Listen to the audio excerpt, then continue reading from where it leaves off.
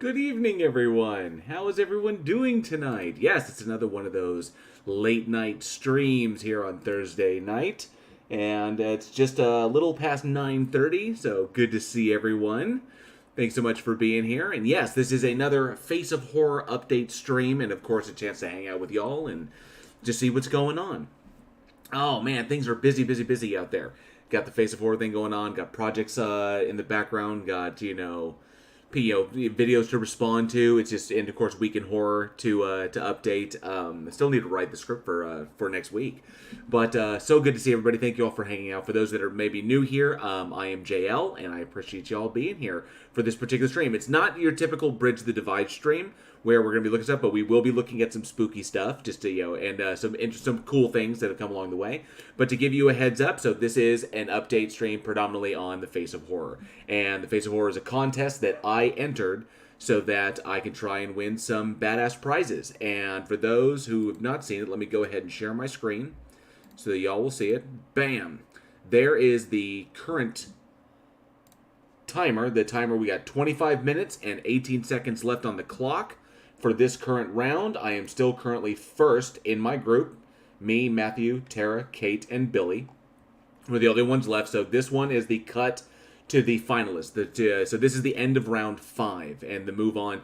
So things are going to get a little bit complicated from this point on. So, and I will explain that. I will give a rundown. But before we dive into anything further and we look at some cool videos, I want to say hi to everybody in the chat, see what's going on, see who all is here. I see Rodent No Last Name is here. Good to see you, Rodent, member of the Godless Army. Says Gabba Gabba. Gabba Gabba to you, good sir. Armageddon's Fire is here. Says good day all. Good day back to you. Good to see Armageddon. Abby Paulin is here, a member of the Godless Army. Says, yay, I made it. And we're so glad you're here, Abby. Thank you so much for hanging out. Tony Regime is here as well. Says, the gang's all here. Hopefully we'll see more people in soon. And then, of course, Rodent No Last Names is looking good for the next round. I am, thanks to all of you. All of you have helped me to get to this point. So I really do appreciate it. And so do all the boys over at the podcast, Eugene and Johnny O and Alex and Aaron, because this could really open some doors for us if we're able to pull this off. And then, of course, Joshua Lee is here, says, evening, everyone. Charlie Welch as well, the only person on the internet you never make a bet with. Good to see you, good sir, and also a member of the Godless Army and big long-time supporter of the podcast. Good to see you, Zachariah Hooper. Thanks so much for being here. Says, hey, everybody. So glad you're here. Mr. For Twitch is here, member of the Godless Army with a whole bunch of aliens. Nice, I like that. And Mr. Twitch, who, when I kind of went into the Lion's Den a few days ago, and Mr. Twitch was in there and had my back. So I appreciate that, bud. I can't tell you how much I really appreciated that, because I really didn't know what I was walking into. But I appreciate that, man. That was great to have you in my corner and down there in the live chat. So thank you. If I have not expressed that enough. Jverse is here. Good to see you, Jverse. Thanks so much. And of course, there's an announcement to be made about Jverse, but that announcement's going to come on the next episode of Week in Horror. So something very, very cool, and we do appreciate it, Jverse. You know what I'm talking about. Thank you very, very much. And we'll make that big announcement next Wednesday. Thank you. And then let's see who else we got here. Yes, there's me, and I was putting in the link to Face of Horror. That link that I put in the live chat, faceofhorror.org, the one you see there on your screen. You can use that link to go and cast your last-minute votes for me, because we got 22 minutes and 51 seconds left to get those final votes in. So this is the last opportunity for Matthew to really push to become a finalist, because everyone who's in the number 1 slot in this round, they still have a shot at the big prize. So thank you all very much for the support. Annie's here, longtime member, longtime supporter of the podcast and my channel, also a member of the Godless Army. Good to see you. And then, of course, Zachariah Hooper says, I'm enjoying a lovely hot toddy. Very nice. And let me see. Yep, Spooky Moose. I do like that little. I think I'm gonna make some changes to that little intro. Just have some fun with it. Put some more spooky stuff in it. Nemo813 is here. Says hello, JL. Good to see you, Nemo. Member of the Godless Army. I do appreciate that. Roseanne Mazur said I ditched the plot hole. That's all good. You can come hang out with us. Appreciate you being here. Holy crap! Prime Red is in my chat. Says I want to get you on my channel for an interview. Absolutely, definitely. Tell me when and where. Tell me when. Armageddon's Fire, thank you so much for the 5 Australian dollars super sticker, Aussie dollars. They are so much better than American money. They really are. Just, quality and smell. But even though I can't smell. But Armageddon's Fire, thank you so much for the super sticker. I do appreciate that. As a matter of fact, I'm going to pull up the live chat because I can't... I can't see certain things in the live chat, like membership chats and the like. I can't. Those don't come through, so I want to make sure I don't miss anybody's stuff. So let me see. Ooh, Zachariah Hooper said I got Halloween 2, Rob Zombieverse, and a hot toddy. Very cool. Awesome. Yep, a few minutes left to vote. Thank you, Roseanne. Do appreciate that. So many streams today. Seriously, it was hard choices. Oh, that's good. No blackouts tonight. Hopefully no blackouts tonight. Still don't have an explanation as to why the one on Tuesday, why that happened. No clue. Nobody seems to know why there was that blackout, so I have no idea. Abby Paulin says, I voted for JL to be the face of horror. Please, everyone, go vote. I do appreciate that. And yes, you're right. Kate always wins. So if I get to the end of this and I literally come in second and Kate is in first, I won't be mad because it's the first law of mass dynamics. You know? What are you going to do? Colin, definitely not Cromwell, is definitely not here. That's a shame because we really like it when Colin's around. So hopefully he'll pop up. But thank you for letting us know, Colin. Denova28 is here. Good to see you, Denova28. Big supporter of Week in Horror. Appreciate you being here. And let's see. Oh, Javers. You know what you did. It's a good thing. It's something we greatly appreciate. So thank you. McKinnon Mitchell says, let's get this man into the winning spot, motherfuckers. Good to see you, McKinnon. Thanks so much for hanging out, bud. We do appreciate it. And McKinnon Mitchell says, I see JL still has his beard from being David Harbour's stunt double in Violent Night. I would have loved to have done that because that movie looks fucking amazing. I'm so looking forward to Violent Night. And just David Harbour is just amazing. He's just awesome at everything that he does. Let's see. Bridge the Divide says, did anyone tell Chumpy Castrito, the CEO of YouTube, is a woman might be an issue with his track record against successful women? He just might. That might be problematic. Nocturnal Lux says, I voted as well. Thank you so much, Nocturnal Lux, and good to see you. Thanks for hanging out. Tony Regime says, just in case, alternative power. Don't want the power going out again. Appreciate all of those little alternative powers, Tony. They really help keep the lights on. Yes, definitely looking forward to Violent Night, Javers. Absolutely. All right, so I think I caught everybody. I don't think I missed anyone. It didn't really jump on me. Said hi to everybody. So, yeah, all right, so cool. Awesome. So I'll catch people as they come in. So, yes, here we are at the Face of Horror update stream. And, of course, we got 19 minutes and 2 seconds left. So, 19 minutes left to get those final votes in for me in the Face of Horror contest. Now, this is where... Twitch says, what is something to everyone and nothing to everyone else? Something to everyone and nothing to everyone else. That is a good riddle. Abby Paulin, I do not know. I have not been able to suss out a reason as to why the blackout occurred, but it affected more than just our street. It literally as far. I think it went all the way. Because where we are, there aren't really blocks. So there is it's kind of like a residential area that has some streets around it, but they're not divided into like really sections. It's just like cross streets that lead out to a main thoroughfare. And from what I understand, it was the entire area. So we really don't know what it was. I haven't been able to find someone to explain it. But yeah, so here we are, Face of Horror, 18 minutes left, and then of course, so this is where it gets kind of interesting. Is everything has been pretty much accumulate votes, be the top, and then it's really, really simple. Just keep voting, and you'll keep me in the top spot. So that's essentially what we've been doing, and we did that from the very beginning when it started out with this entire group.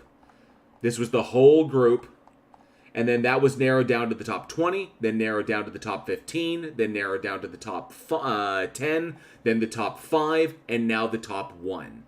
Okay, so really simple. That's where that goes, and so that's where I am in the top spot. Now, the difference is that, and I want to make sure that I get this correct. 1 second, because I have the rules pulled up, the official rules. So in the official rules, what will happen after this in the competition schedule?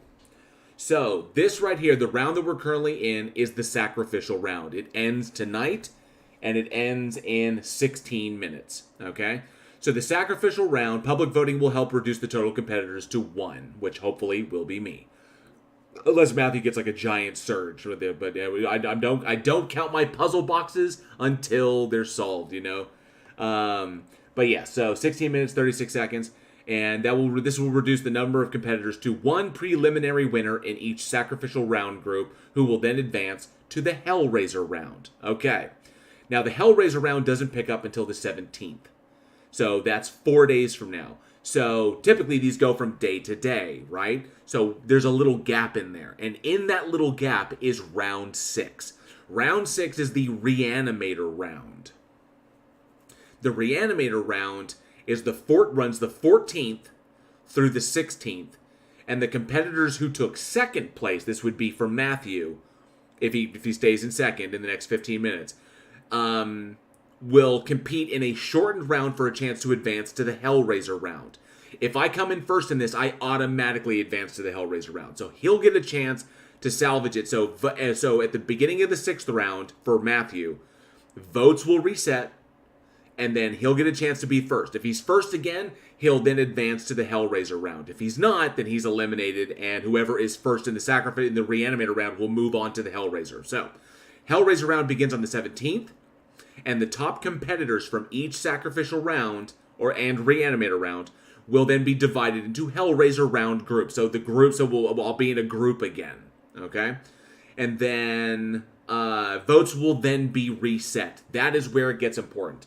So when the Hellraiser round begins, if I'm still in first, when the Hellraiser round begins on the 17th, all of the votes will reset back to 0, and everyone will start from the ground back up. So, essentially, if y'all just keep voting the way you're voting consistently, then that really shouldn't, my position shouldn't change. I should be able to still stay in first. So, it's pretty much what you do. You just keep voting the way you're voting, and if you do want to contribute votes to the Be Positive Foundation, the Andrew McDonough Foundation, then, which is the big nonprofit that's behind this whole thing. If we go here, and that's to this. If you do want to the Andrew McDonough Foundation, and a friend and I, this thing is, they have such a fantastic track record. If you want to, you do not have to. This is totally not required. You can just vote once per day for free. All right, but if you want to donate, if you feel it's something that you can do and that you want to do, then you can vote. You can choose your amount, or 10, 25, 50, whatever. And sometimes there's double votes. Sometimes it'll be 20, 50, 100, and 200. And then you can submit that, and then I'll get those votes as well. So on the 17th, so after this round is done in 13 minutes, on the 17th, the votes will reset. Everyone will start voting like normal again, and will try to keep me in the top spot.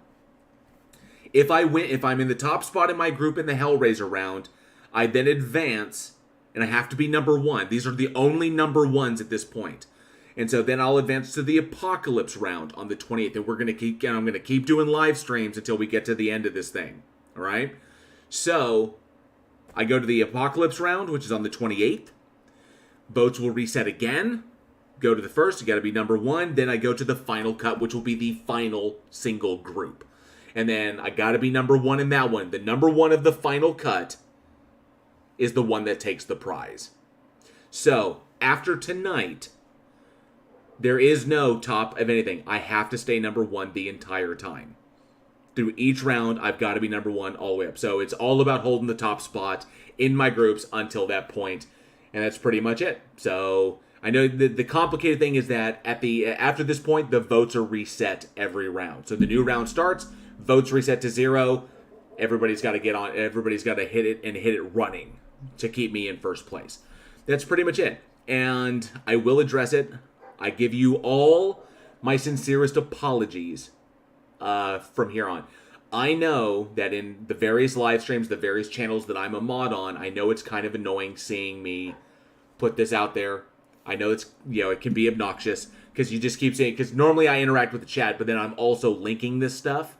And I apologize for that. But however, it is the nature of the beast, and I promise you it is not permanent, obviously. The contest will eventually end, and you will not be seeing me pop up things asking for votes for forever. So I appreciate all of you, everyone here. I appreciate you bearing with me. Thank you all very, very much. So we got 10 minutes left until the new one. If you have any questions about this thing, or questions about what it takes, what's required, because it says there verification required. So, apparently Chili just went live. Fantastic. I wonder if he'll respond to the video that I made about him.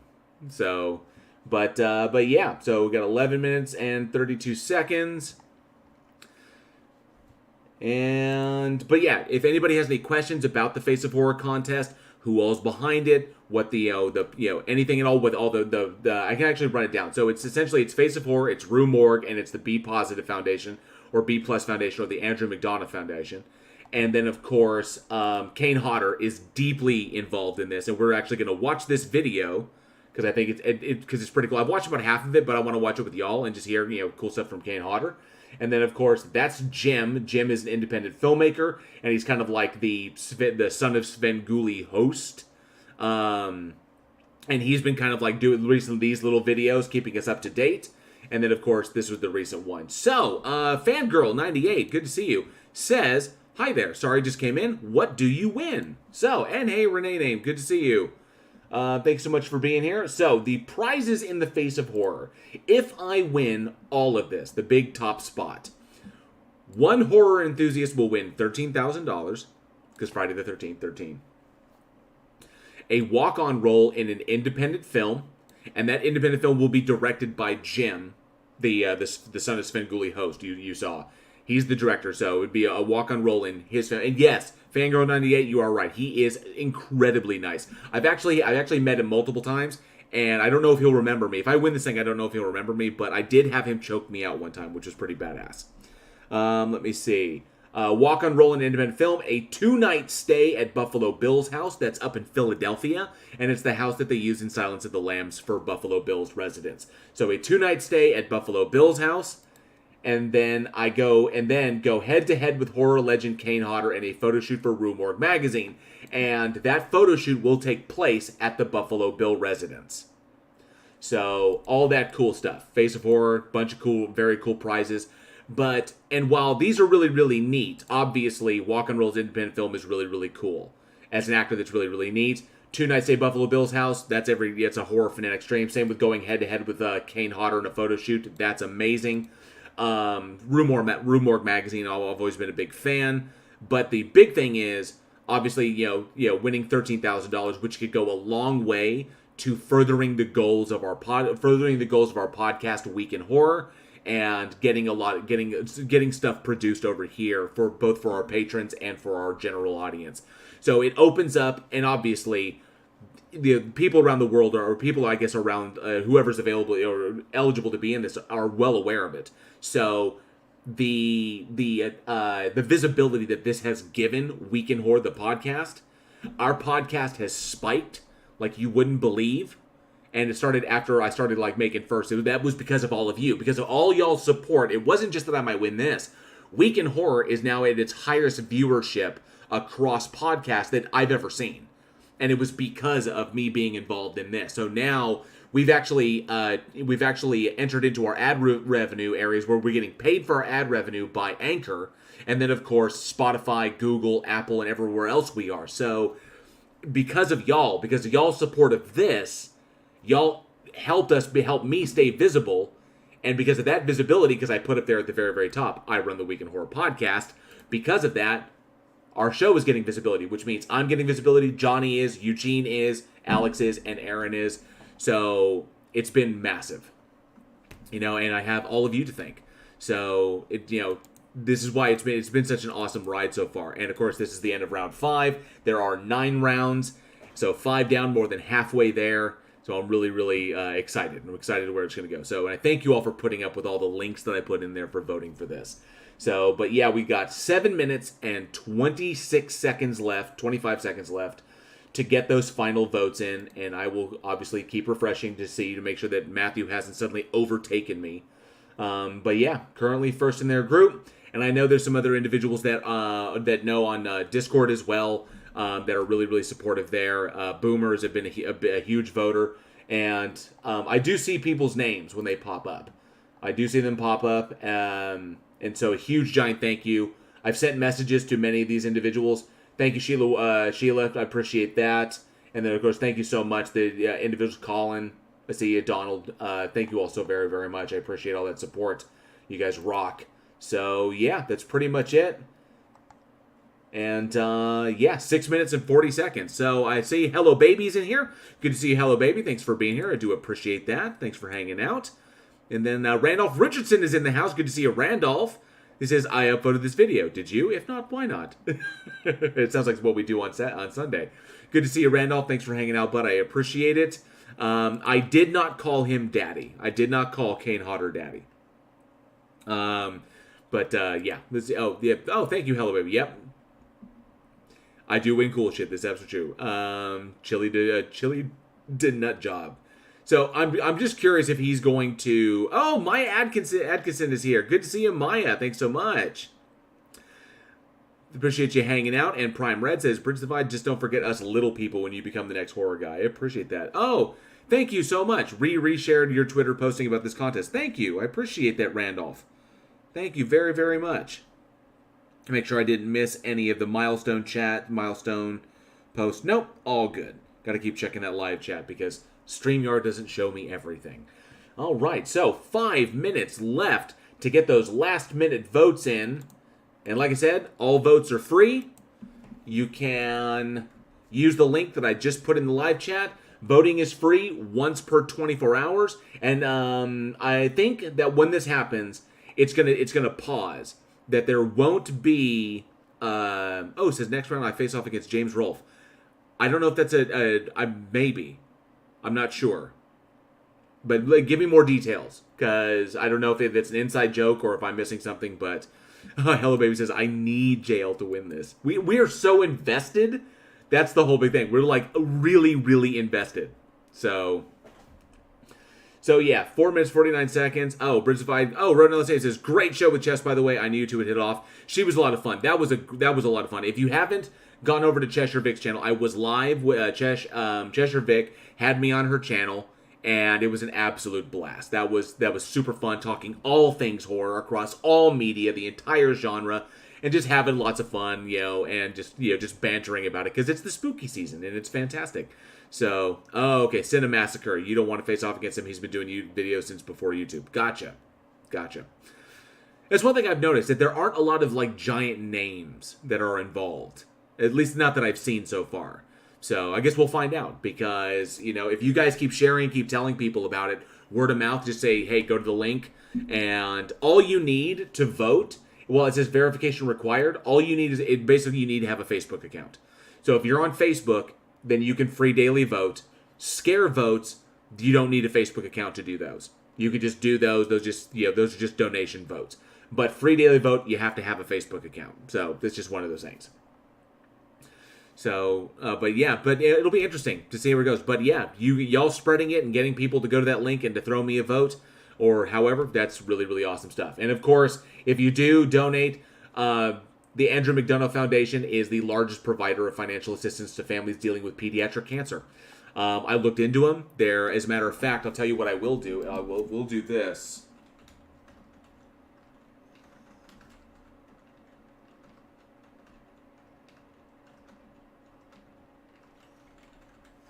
I will put. So if anybody else wants to check them out, it's the bepositive.org.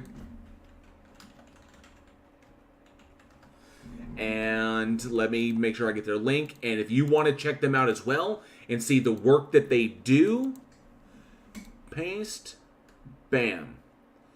That is the website for bepositive.org. So you can check out the stuff that they do, check out all the work they do, and see how beneficial they've been to families all across the nation. Boomer says, JL, when you're done, I got stuff. Not a problem. You can ask me here, or you can message me on Discord, because now you've got me in one place. But yeah, that's the excellent organization. Roseanne Master said, I voted free twice tonight using my Facebook. Please try to vote again. Awesome. Cool. Nocturnal said, I had to go back to Facebook just to cast my votes. I haven't used it in years. Yeah, just doing something like this, you could use it for that, and then once the whole thing is done, you can just get rid of it. Because I know a lot of people don't like Facebook and don't want to be on it. I get that. Let me see. You can also vote free vote by verifying by card. Oh, okay, cool. So you don't even need that. You just need to verify by card. Awesome. Thank you for the heads up, Donnie. I do appreciate that. Fango says, I'm B+. I was more of a C-, in some areas. Oh, man, oh, man, oh, man. All right, so Aaron Reese says, all right, I'm here for the rollover. Okay, cool, Boomer. Awesome. Let's see here. 1 minute and 30 seconds, and then we're going to dive into the other content we have. I do not believe that there's going to be another timer after this. I believe that what's going to happen here, if I am still in first, is that it's voting for group finalists ends October 13th, here in less than a minute, or here in just over a minute. And then what's going to happen is that voting will be, I'm predicting that voting will begin October 17th. So what time it's of voting is what's important. But I believe that voting will kick off. It's going to say something to that nature. So, and I'm wondering what it's going to say when we do this. So, here we go. 45 seconds. Yay! I wrote another name, said, I'm oh shit. Oh. What do we got? What do we got? Oh, longest 30 seconds of my life. Yep, okay. Still topping it. So those are my competitors in this group. Matthew, Tara, Kate, and Billy. And still in first. You see how I'm actually like really nervous. So yeah, so there'll be a bit of a break, hello baby, and I think we're going to find out here in just 5 seconds.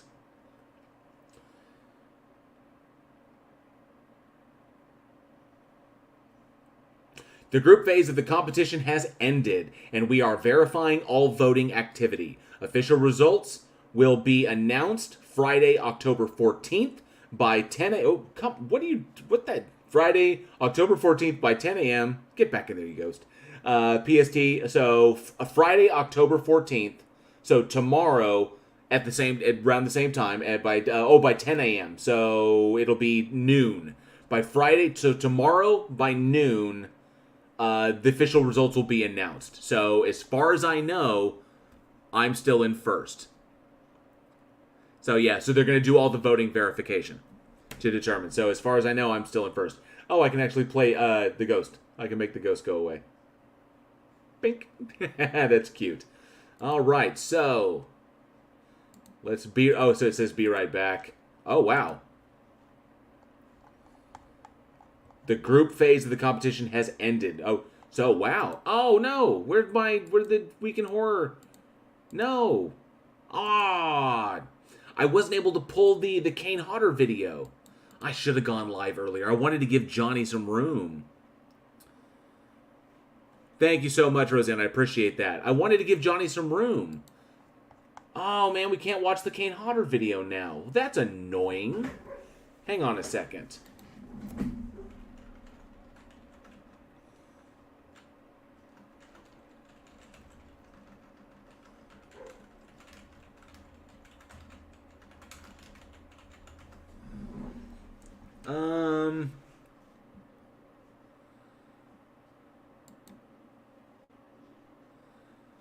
Dang it, that bums me out because I didn't get to finish watching that video. Well, I guess I'll have to wait for it to come back up for me to watch it. So this is where we're at. Apparently the ghost ate it. That damn ghost ate it. So thank you all so much. Yeah, JDL's a train wreck, not a car wreck. Oh, I'm a train wreck right into a dumpster fire. Fangirl98, thank you so much for being here. I know it's late over there. Please get some rest. Thank you so much for hanging out. I do appreciate that. Tony Regime says, what about going to the Face of Horror homepage without your name? That's a good question. Faceofhorror.org. Let's just do that. Nope. Be right back. Group Face, yep. Got nothing, unfortunately. That's obnoxious. All right, well, we'll just keep it here until... Yep, we'll just keep it. I'll just keep it up until it determines, or until it updates. So we'll figure it out. So I will announce. So just remember, I can still play the ghost game while that's up. So that's tomorrow at noon. It says you made the cut last time I looked. Thank you, Turing Test 2 for being here. Appreciate that. Member of the Godless Army. So yeah, I guess we're gonna find out tomorrow at noon that I stayed in first and that I made it to the next round, which will be on the 17th. Which will be Monday, I believe, the 17th. If I remember correctly, right? Yes, Monday the 17th is when that will kick off. So, I'll wait an update. And that's great because tomorrow Halloween Ends. And I'll put out the announcement because we're all going to watch it. So keep your eyes on the Discord. We're going to watch the new Halloween Ends. Keep your eyes on that Discord. So, of course I'm going to share it with y'all. Absolutely, 100%. All right, so now we have that, and it looks like nobody can vote anymore. Let's go ahead and get rid of that. No need for that to like this. Boomer says, check your. I will check my DMs later. Definitely. So they've got my curiosity piqued, and make sure I haven't missed anything in the live chat. Nope, still all good. Awesome. We'll see if the thought police come for JL. That's right. Dodging the thirst traps is what's going to be really, really difficult. That's going to be the challenge. So I'm kind of curious.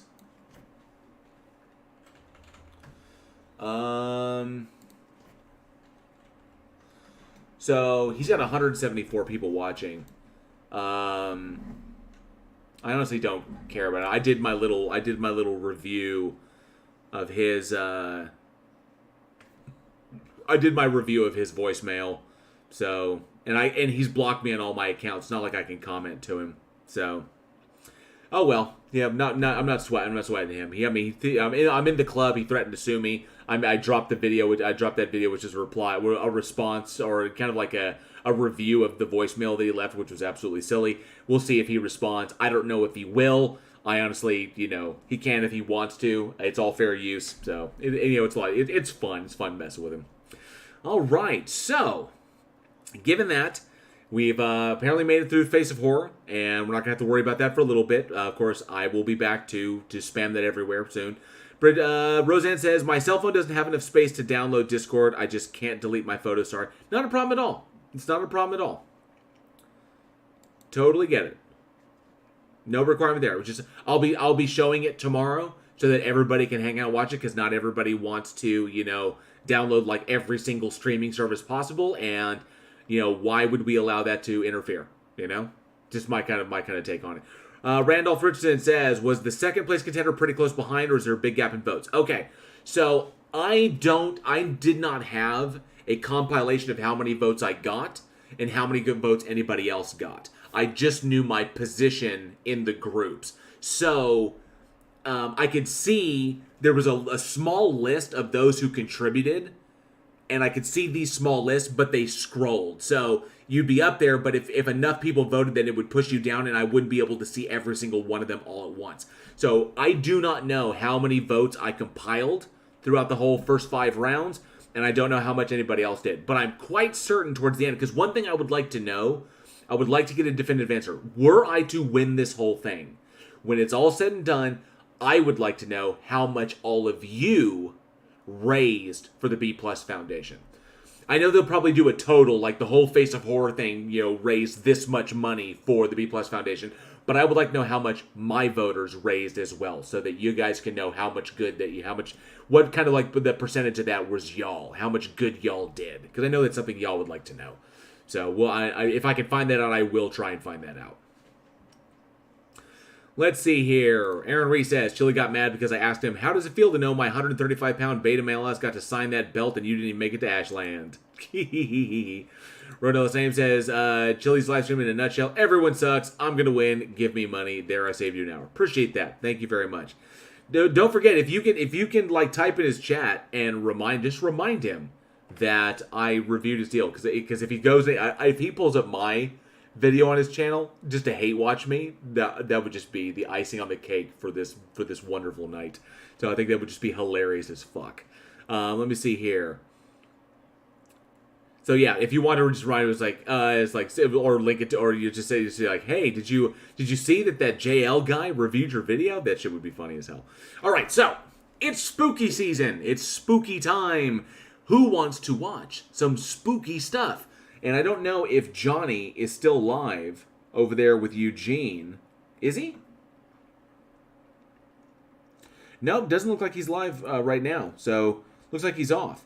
But I'll tell you what, let's check it out. I've got some spooky stuff. Mr. Twitch says, 30 white horses on a red hill. First they champ, then they stamp, then they stand still. Teeth. Teeth and gums. So, okay, to riddles. You want a riddle? Here's one for you. In a field, there is a greenhouse. Inside the green house, there is a white house. Inside the white house, there is a red house. And inside the red house, there are hundreds of babies, all black and white. What am I? Johnny yo, Johnny yo, Johnny yo. Mr. Andrat, good to see you, bud. Thanks so much. Riddles are old. Yeah, riddles are old. So, Aaron Reese says, Rosamess Man, last night, he said, I didn't see you stepping into the cage and had me blocked. I'm dying for him to threaten me, so we have him with any disabled person. That would be hilarious. That'd be fantastic. All right. Who's in the mood for some spooky stuff? Ooh, because I've got spooky stuff. Let's take a look at this. Let me make myself small. Hey, Glober Mom and Elizabeth Sylvester. Elizabeth Sylvester is here. Good to see you. Thank you so much for being here. Glober Mom as well says, hi, everyone. Good to see you, Glober Mom. We're going to take a look at some spooky things. And apparently, according to y'all, or according to the website, and Dr. Nimrod, good to see you, sir. Awesome. They just wrapped up. Good to see you, Dr. Nimrod. Thanks to all of y'all's support, I made it, as far as we can tell, to the next round in Face of Horror. So we watched the clock flip. They're now tallying votes and they're checking validity, I guess. And then, of course, they're going to announce that at noon my time tomorrow. And so don't worry, I may show like Halloween Kills or Halloween Ends a couple of times tomorrow because I really look forward to watching it. And yes, you are correct, Charlie Welch. It is a watermelon. That is the correct answer.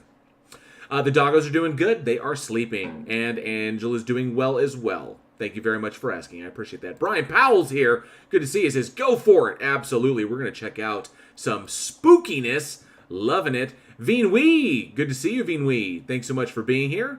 Appreciate it. His evening. Good to see you. He is higher than a wild kite, apparently. Oh. Well, par for the course for that POS. All right. Oh, Logan Sandman's here. Good to see you, Logan Sandman, member of the Godless Army. Thanks so much for hanging out, bud. Thanks for popping in. We're going to watch some spooky stuff. Oh, Donnie does that. Oh, I got one. What is colorless, weightless, can be seen with the naked eye, and if you put it in a barrel, it will make the barrel lighter. Colorless, weightless, can be seen with the naked eye, and if you put it in a barrel, it will make the barrel lighter. Oh, shit, I'm going to have to think about that one, Donnie. Mr. Anderson says, where's Tina, a.k.a. AMG? She likes horrors. I guess we're going to if she's there and available, she'll pop in. Rosamund said, I just gave you a shout out on Chili's live. He is beating his chest. Hey, Facty, good to see you. Thank you so much for hanging out, bud. Ooh, Prime Red says, light. What is colorless, weightless, can be seen with the naked eye, and if you put it in a barrel, it'll make the barrel lighter. Light. Cindy Sue's here. Good to see you, Cindy Sue. You arrived just in time.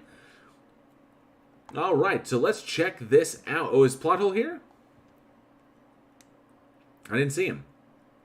Did I miss him? No?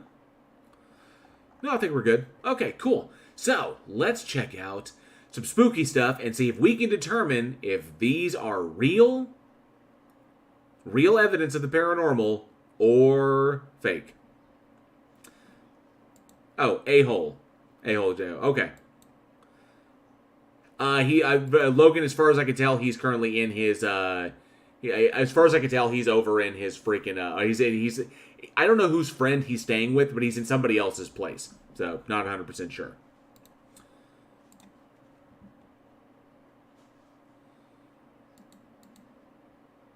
Okay. I'm sorry. People are saying stuff about it. Oh, he's in a garage?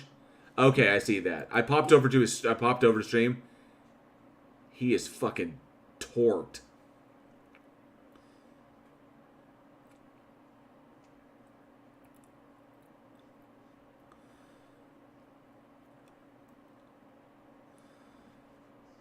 Wow, he is high as shit.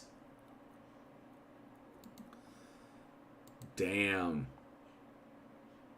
Oh. In fact, he says a hole in the barrel will make it lighter. That's true. That his menus were manifested. Awesome. Yeah, he's too wasted. It's like he's fucked up right now. Yeah.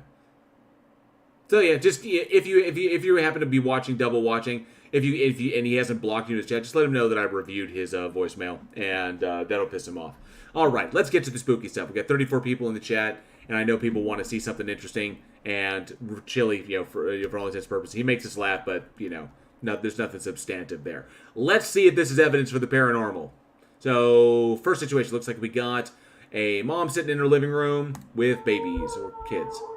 Ghost pushes baby over. Okay, hang on.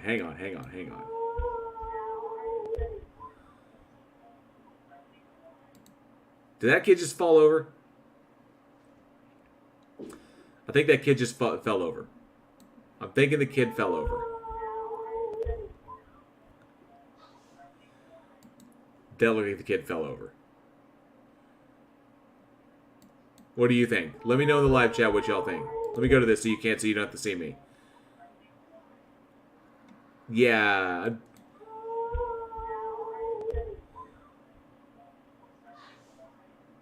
I'm thinking the kid just fell over. That's my assessment. That's what I'm thinking. I'm thinking the kid just fell over. Bloop. Looked like it just sped up and she just fell over. That's a good point.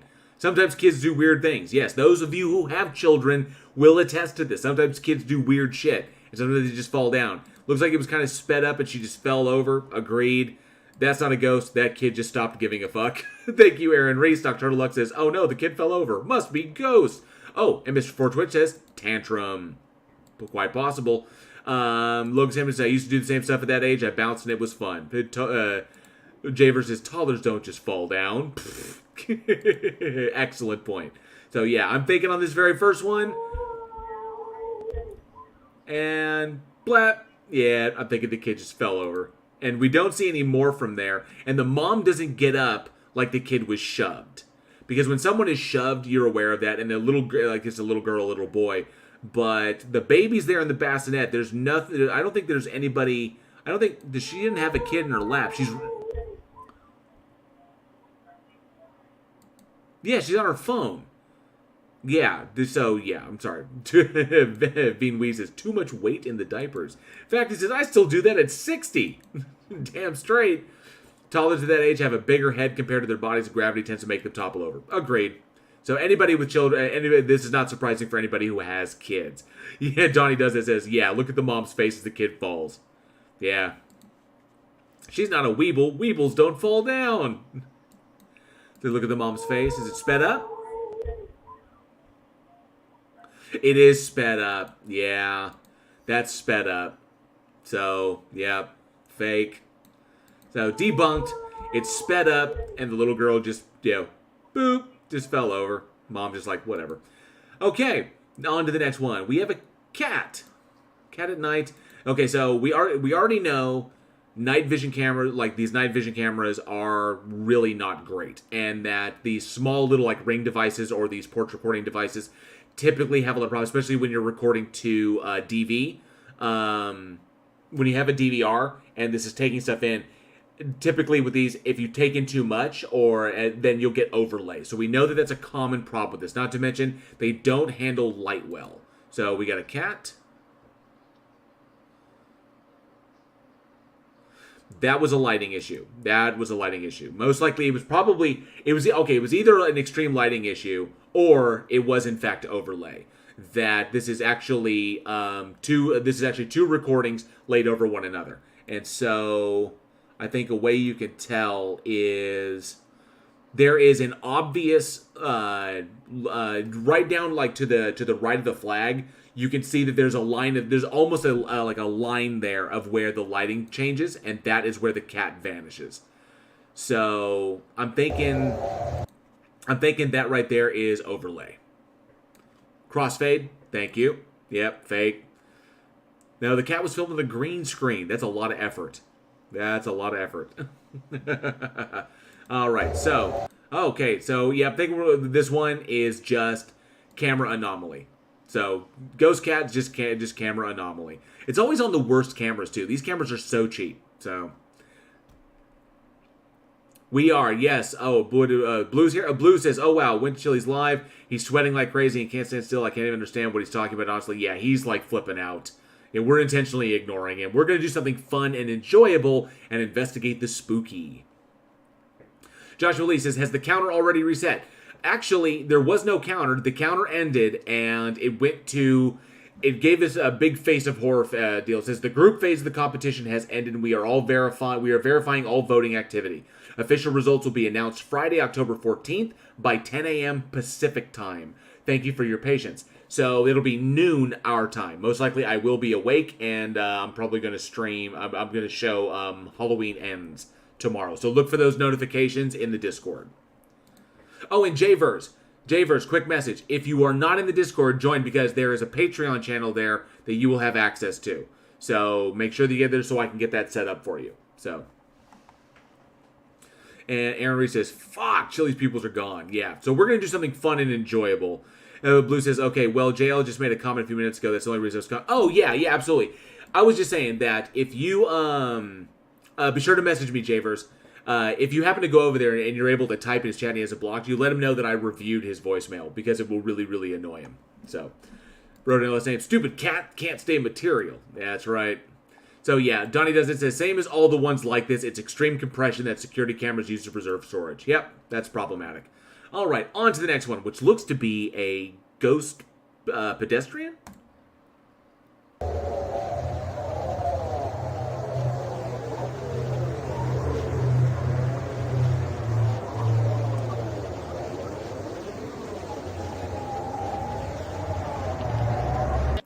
Same thing, I'm thinking. Compression. Donnie, I think it's the same thing. Let's take a look at one more time.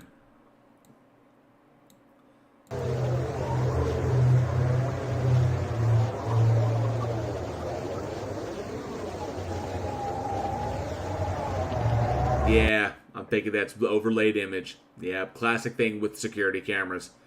It's a dang thing, yeah. Oh well, I think that one was easily debunked as well. Bad overlay.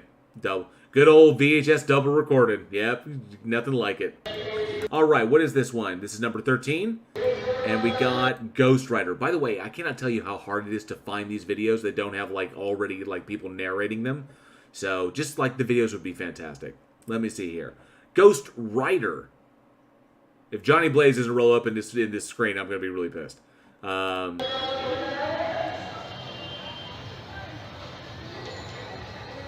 Okay, so that's a motorcycle. Okay, hang on a sec. We gotta back that up, because it happened so fast. Alright, so this is a Ghost Rider. Okay, so here's the thing. Okay, so the motorcycle stopped. Okay, I don't know why there's a jump in the video. That's problematic at first. So, because then all of a sudden, the thing is gone on. Okay, so you can see the headlights rolling up to the stop sign, because it's upside down to us. And so the motorcycle rolls up, it stops, and then all of a sudden there's a jump. And I don't know why that jump occurred. All of a sudden it's boom to boom, and the bike is riding off by itself. Now, anybody who rides motorcycles knows that the motorcycle is designed to stay upright and to stay straight. If the motorcycle is going, that's what it's designed to do. They're not designed like bicycles where they can just blah, they're like this. So a motorcycle, that's how they can do tricks where they stand on the motorcycle and they put their hands out and they do all kinds of weird, stuff, because the motorcycle will stay going straight so long as you don't jerk the handles or wobble it too much. But that's what the motorcycle does, especially at that low speed. The motorcycle will keep going. So obviously there is someone popped off of this thing, and that person, the rider, who we can't see anymore, was probably obfuscated by the jump cut. So this one, nowhere near Ghost Rider. This is just someone got off the bike and the bike kept going. Alright, so this one is an audio. Yeah, that one was easy. Ray says there's a rider laying on the pavement somewhere off camera. Ouch. Oh, Joshua Lee says, I don't know. I might be watching my Resident Evil DVD courtesy of Week in Horror. I'm glad that made it to you. Fantastic. Freight says, my brother ghosted his bike after he had a crash on a guardrail. Good point, yeah. And the bikes will go. Logan Sandman says, I swear to God, JL, you sound like me when I was reviewing VHS DVDs and instructing new people. Cindy Sue says, unless I'm driving a motorcycle and then its preferred position is laid down. All right, so this is apparently this number 2. So that last one was easy. Anybody who knows motorcycles knows that motorcycles will stay going straight. So they're designed to do it. So let's check this one out. Logan says, you never look at the center of the screen if you want to find details. Ghost whispers, "I'll kill you" at 47 seconds and clicks the door handle. So obviously, first problem is this is like a ring, because you see the distortion in the camera and the distortion in the field of view, and we can't see everything. We obviously don't see a door handle, so that could be a hand. This is what's problematic, but let's hear what it says as far as the sound goes. But likely sound from off camera.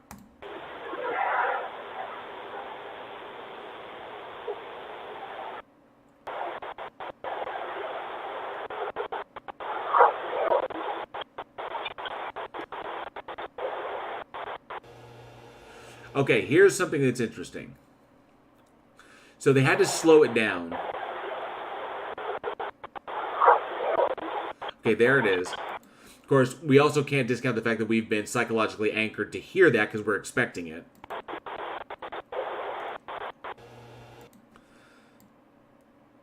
And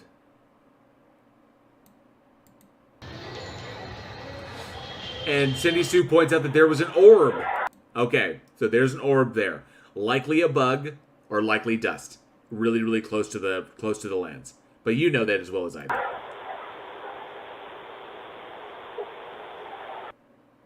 See, here's what's weird. Is it plays twice, right?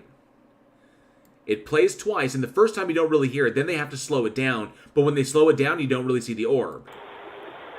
So there's the orb. Then there's a jump. And somebody's adjusted the camera. So the camera's been moved closer to look at the wall, which is very odd. So obviously this is set up. Yeah. This was set up. So totally set up. A lot of distortion, but yeah, most likely someone was just trying to do something creepy. Primer said this is like that EVP shit where it just sounds like noise until there are subtitles. Right. Gotcha. Paranoidolia. I like that, Charlie Welch. Very good. Very good. Yeah. I didn't see a reflection of somebody there, but somebody there was an adjustment made here. Like a physical adjustment of the camera, of the lens. Or was that a zoom? I don't have a ring, so...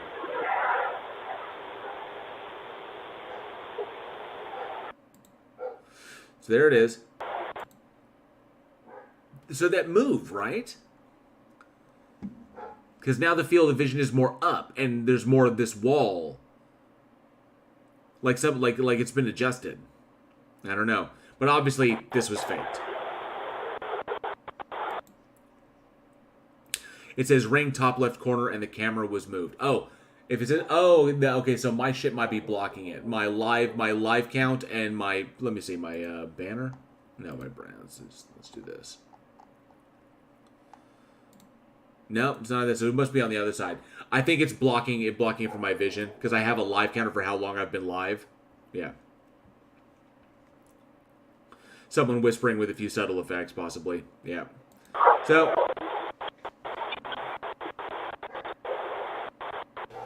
Yeah. All right. So the orb was likely a light reflection. Yeah. Could be distortion by the wind. All right. So let's move on to the next one. I think that one is pretty debunked. On to the next one. This one looks like, a store. Things got crazy in store. Possible poltergeist. Ooh, dang. Oh, wait. Cabinet spontaneously breaking. Coffee. Okay. So, I know that Johnny O and me and a number of other people have a lot of tradespeople in our live chats. Glass is very, very precarious. Now Javers brings up they could have been shot from off distance. Yes, it could have been a BB gun that could have shattered that. As a matter of fact, glass breaks very specifically. So from the distance, okay, from where that broke, that looks like it broke from about the middle.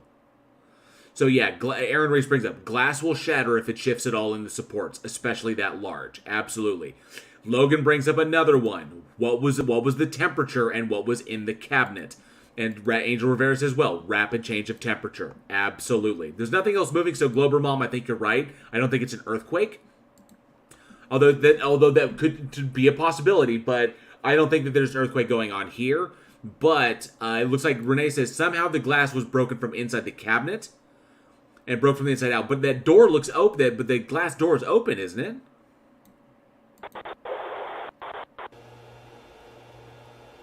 Okay.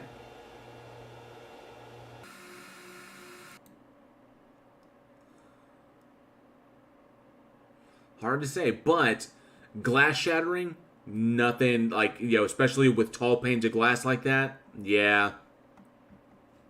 The glass broke from the inside out. It was an inside job. So I'm thinking, but it was open though, wasn't it? It was like the glass panel was open. Yeah, that glass door is standing open. Top left corner. You think Tony Regime? You think a top left corner? Chip and upper cupboard, then a temperature change. Totally possible. Jason Hyatt, good to see you. Thanks so much for hanging in. And the George said, we think so. Don't know. It didn't give me an official tally. We're going to find out tomorrow at noon. Tomorrow noon Central Time. That's where we're going to find out. There's tools on the floor. It's just been moved there. Intrigued. That's right. There are tools there. Excellent. Cabinet. Oh, the cabinet may have just been assembled. And that's why the door is open. And if it wasn't assembled correctly, that could have caused it to shatter. But I think slipped of hinges, corner hit the floor, tempered glass. How come I never get really hot looking ghosts to visit me? Now, that's a good question, Logan. That's an absolutely good question. Invisible Kool-Aid Man, I like that prime. Weird that the cabinet was open in the first place. And I think that Frayed just pointed out. Frayed just had a very good point. There's tools on the ground. That's a hand drill. And looks like there's other stuff there that looks like maybe something was being assembled. And then all of a sudden it breaks, and then somebody pointed out that it breaks at the corner. That Tony Regime pointed out that it broke at the top left corner.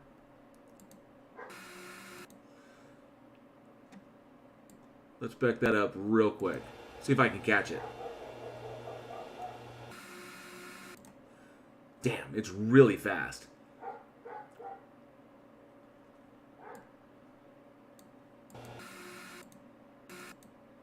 Okay. You think that shattered at the corner? You think that shattered in the middle?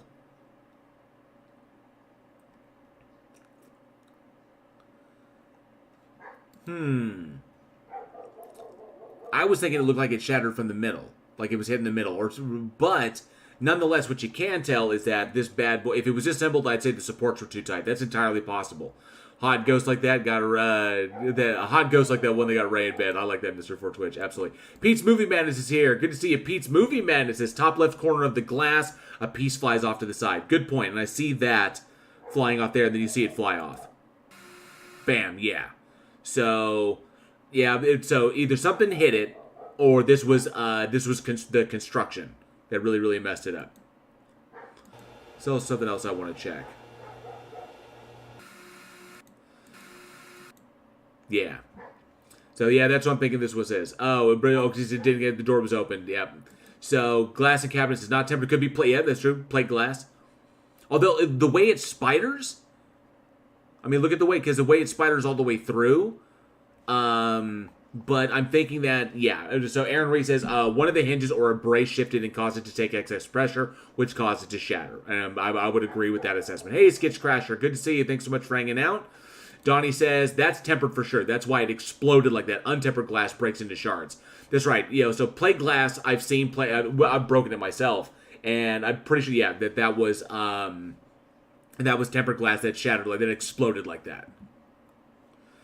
So, but that's what I'm thinking is that it was in the assembly of the cabinet. That likely, that's why the door was open, because this thing was being built, as evidenced by the tools that are left, that are all of the floor in front of it. And considering that there's nobody here and all this stuff was left out, this may have been intentional.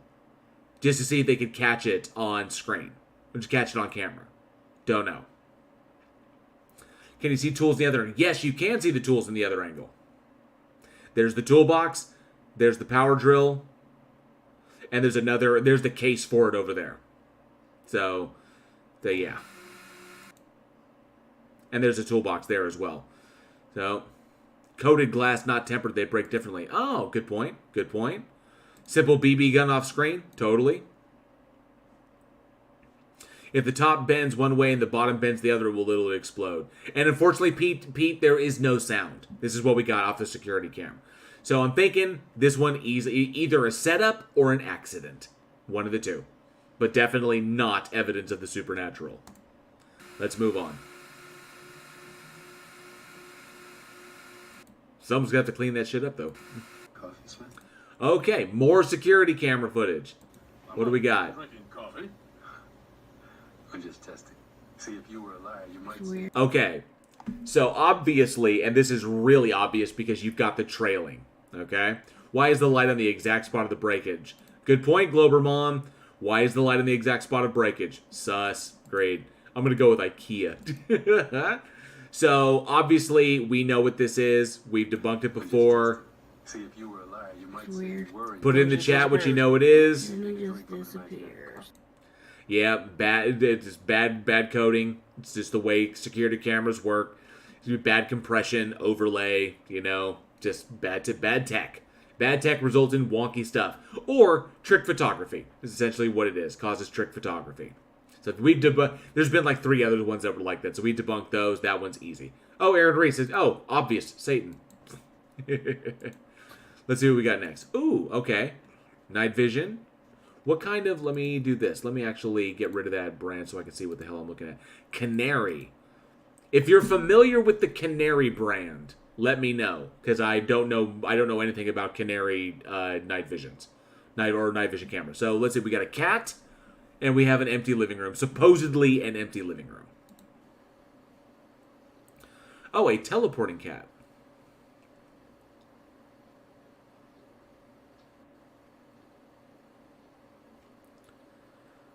Okay.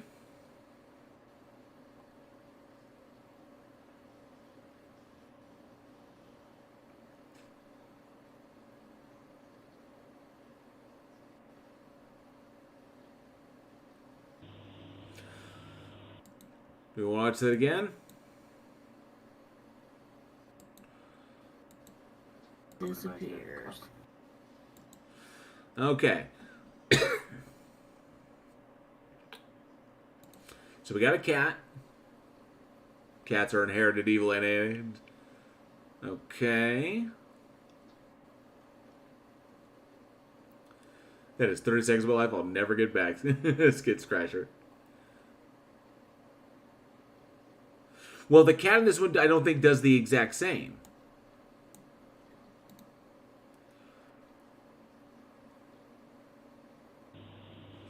Ooh, wait a minute. Because Loop would have been interesting. Let me see. So the cat went there. That's where the cat started. Behind the tray table. And the cat walks behind the chair. Glober Mom says she's guessing there's a cut. Lubo in China says camera recording only the movement. Good point. Then the cat comes in and walks to what would be the left of the tray table. Okay, so likely camera recording only the movement, and that those were put together. So I'm thinking you're right. I think you're right on that. That the cat moved through the house, out of view of the camera, they came back through and went back through the room again. Is what we was looking at. Not a teleporting cat. Aaron Reese says, my cat is facing the opposite direction from when I last looked at him. Witchcraft! Absolutely. So, I agree, Mr. 4Twitch. I don't think it's a loop. I think that Lubo in China has got it. Camera recording only the movement. And that those two were stuck together. It couldn't have possibly been that the camera stopped recording for a few seconds and started again. Right. Thank you, Prime Red. J-Verse says, 3 reasons for this. Editing, obviously. Gap in filming between write and read, slow SD card, for example, or motion sensor gap. Thinking it's a motion sensor gap. I think Lubo in China had it and says you could hear the cut in the sound. Excellent point. Well stated. So, yeah. I'm thinking we officially debunked that one. What's this one? Ghost con on camera. Oh. Oh. You can let me know in the live chat what you think it was. Oh, multiple. Want to see it again? Let's see it again.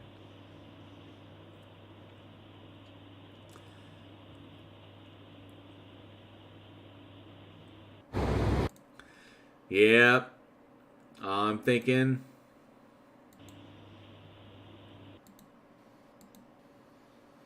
Back with the teleporting cat, but let's do this. And then he said a fart. Overlay. Somebody smoking just off camera. Could it be smoke? It could have been somebody. That could be. That could be. I was thinking it was bad compression. I was thinking it was overlay. Same as security camera footage. It could be smoke coming off. We did identify someone blowing smoke in front of the camera in the last time we did this. So totally possible. Either one, but definitely not supernatural. Very, very obviously not. So, okay. So here we are. It looks like we're in the London Underground. Naughty words. And there's a ghost in the London Underground. Let's see. So he's filming down an extremely dark tunnel.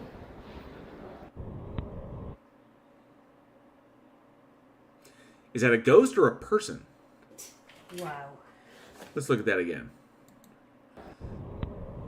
Because it's so far away.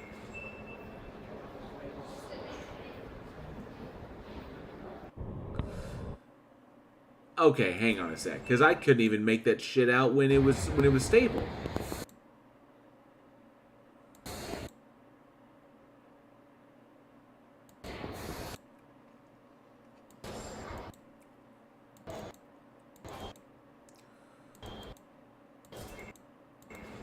Okay, wait.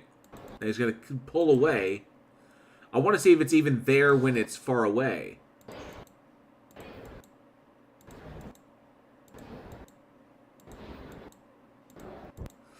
Oh, come on, dude. Really?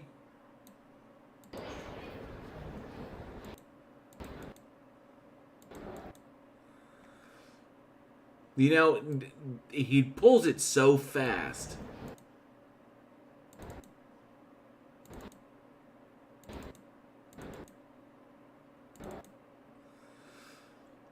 He pulls it so quick, I don't know how he could... I don't know how it would catch anything. I don't see anything there. Maybe you do. I have no idea. But then, all of a sudden, that steps out. It's a subway tunnel. Could be artifacting. Lubo and China, you're correct. It could be artifact. Aaron Reese is right. Could be a mole person. Absolutely right. Why was he recording that view? Excellent point, Tony Regime. It's very... Rodnello says mimics. Yes, call Mira Sorvino. And Charles S. Dutton. So, could have been edited? Yeah, I'm thinking that this is either setup or misidentification. But definitely not a ghost.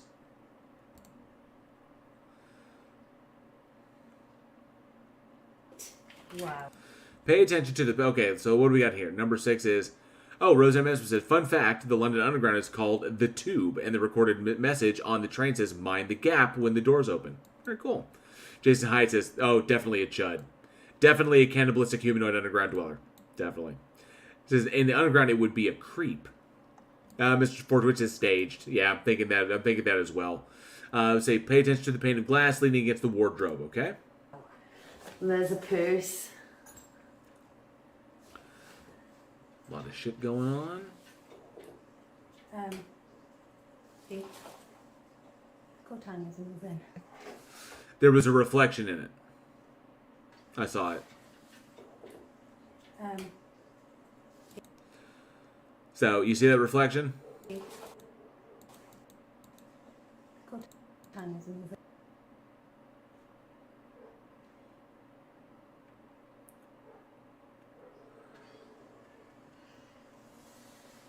Yeah, what a pigsty. Let's see. Come on. Come on, spooky. Manifest.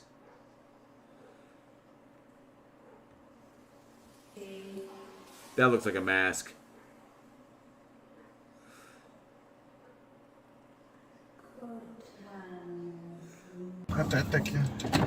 Light is funny. Light is funny in play stuff. So what do you guys think? Oh, Rono says, London Underground. It's the intelligence. Call the doctor. Yes, call the doctor. Let me see here. Pluto says, it's real. It's a fake. It's real. For all my Star Trek lovers out there. Jayver says, specs on Canary camera, motion sensing, and cloud storage. No onboard storage. So many ways for a gap in filming. Thank you, Jayvers, for knocking that out. Fantastic. Angel Rivera says, light and shadows on this bad boy. That's what I'm thinking. Apparently he's retiring from fighting. Oh, whatever. He's such an idiot. Lubo and Chino says, her own face. LCD panel without the backlight. So this is, that's just reflection. So 2 lights in a mirror will create some crazy shit. You are damn right, Aaron Reese. I'm thinking this is just fun with lighting. That's all this was, is fun with lighting. Reminds me of Pepper's ghost. Doctor Who design! It was the intelligence of the London Underground. We saw it. Did you see it? Pete's Movie Madness says, it's a shadow on the mirror from a different object. Most likely. I thought it was probably a mask that someone else was holding, but when it comes to it, I think that this is fun with light and mirrors, is what this is. Essentially, the things that magicians have fun with all the time. So let's check this one out. Definitely not supernatural. So this is supposedly a golem-like creature. In Canada. I don't know if he's still in the chat. I don't know if Randolph is still in the chat. Randolph, let us know if you're here, because Randolph is up there in the Great White North. Randolph, let us know if you have any golem creatures running around in the woods. It's very cool.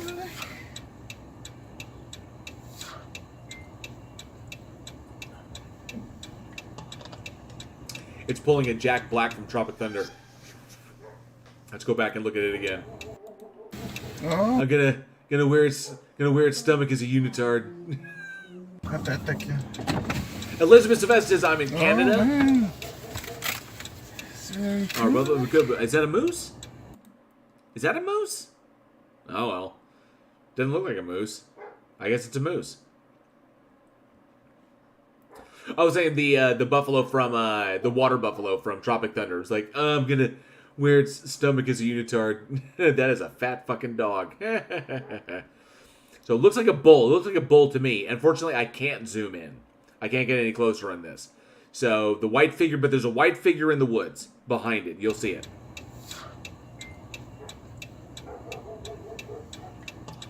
Yeah, I thought it was a cow. So it doesn't really do anything, but let me see. Let's go back to the beginning, see if we can catch it.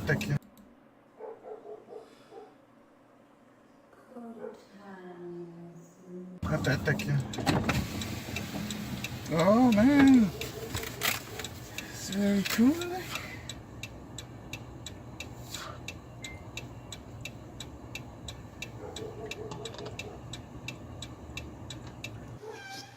I think that was set up. I think that was set up. Might have been marketing for a movie, even. That or it's After Effects. Because the animal never reacts to anything behind it. And by the way, going back to that one, I just suddenly, when it was doing the slow-mo, I think the hand that's next to her, because you see where the light is, that light is on a phone. The hand is holding up the phone and shining the light on her face and turns it. That's somebody standing next to her. I just realized that. So, it's right there. That's someone holding up a light on a phone.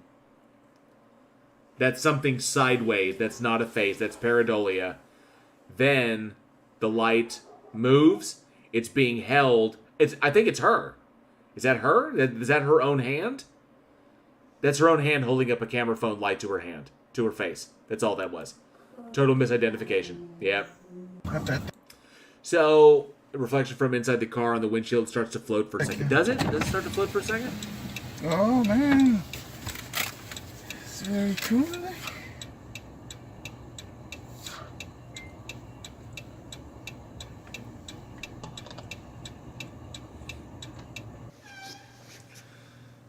There's just not enough. Why didn't they keep... If this was a monster, why didn't they keep filming?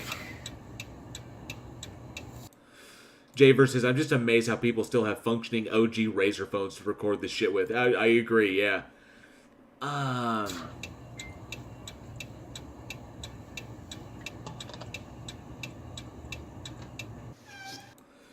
There's something very, very... It's weird. There's something weird camera-wise with this thing. Yeah, Nocturnal Lux. Why didn't he keep filming? Where's the rest of the film? Oh, man. It's very cool. That's something with his camera. Because when the camera goes down, it goes up. When the camera goes up, it goes down. Once you watch his stuff and you see the patterns in them, yeah, I don't think there's anything actually out there in the woods. Oh, thank you very much. Thank you, Renee. Appreciate that. But yeah, the critters, I'm thinking that there's something not really there. So.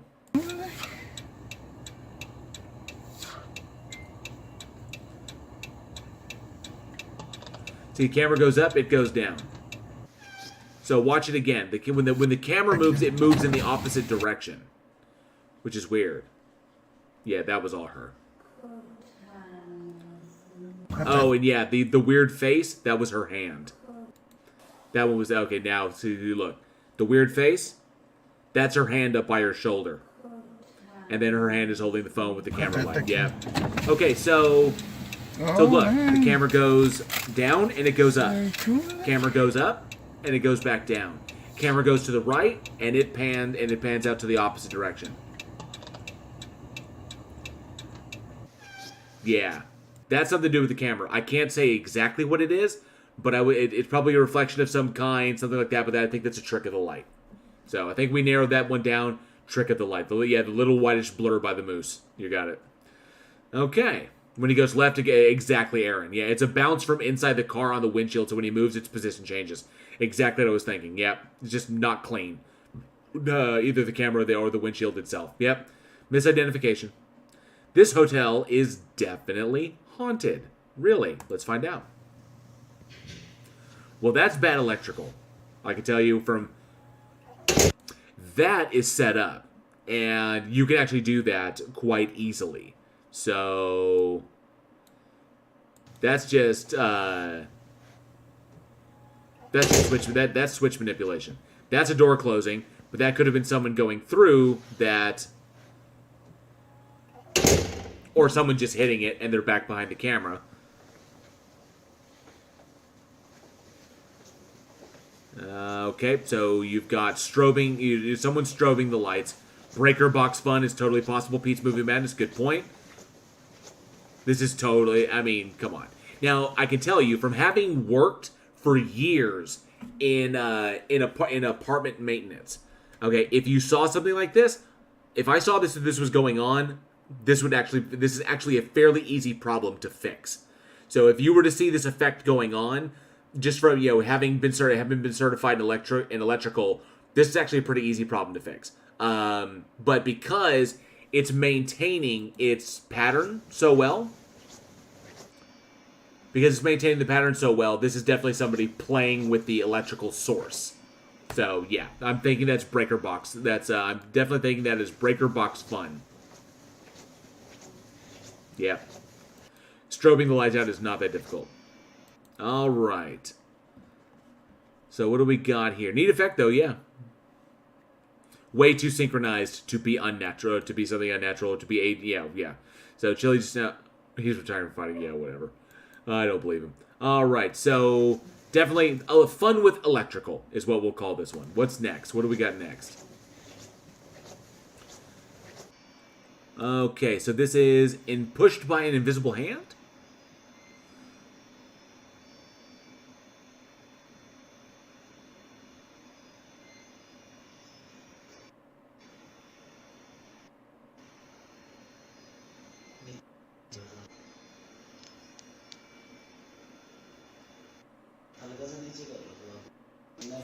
That looks like a runaway hand, a wheelchair. That looks like a runaway wheelchair. And it looks windy outside, too. Look at the... don't look at the Don't look at the wheelchair. Look at the bushes on the other side. Watch the bushes on the other side. It's windy. And I think, yeah. And I think the wind caught the wheelchair because it's open at the back. And it caught it and the wind is just pushing the chair. Because it looks very breezy out there wherever this was taken. Yeah. The wind.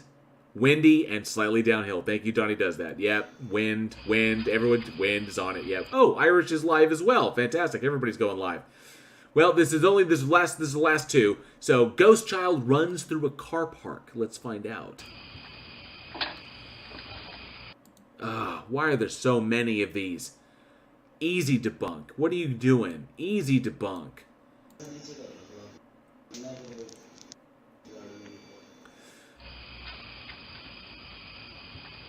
Right, yeah, okay. What do we call it? What is it? Yeah. It's a bug. So, yeah. So, we know straight up. Compression, overlay, camera mess up. That's pretty much it. Yeah, that's it. All right.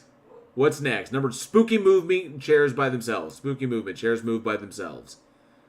Okay, well, it's a swivel chair and it's swiveling. Okay.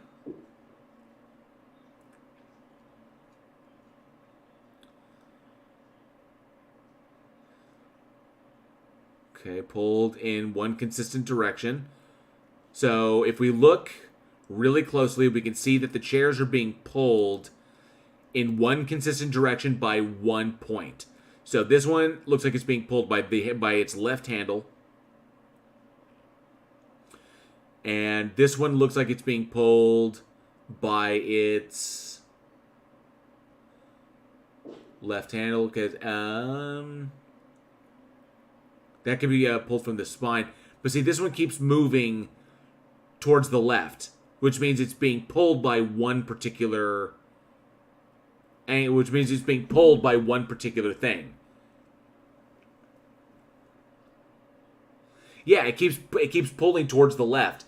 This was prop. That was set up. Yeah. This was all set up. Props for using two fishing lines on this one. Yeah. A swivel chair. Is Kim Plandino nearby? Not by handle, but by legs, or they'd rotate on the pivot. I don't know. That lighter one is rotating pretty good on the pivot. This one the one right in the center? These are definitely being pulled. These are definitely being pulled by someone from off screen.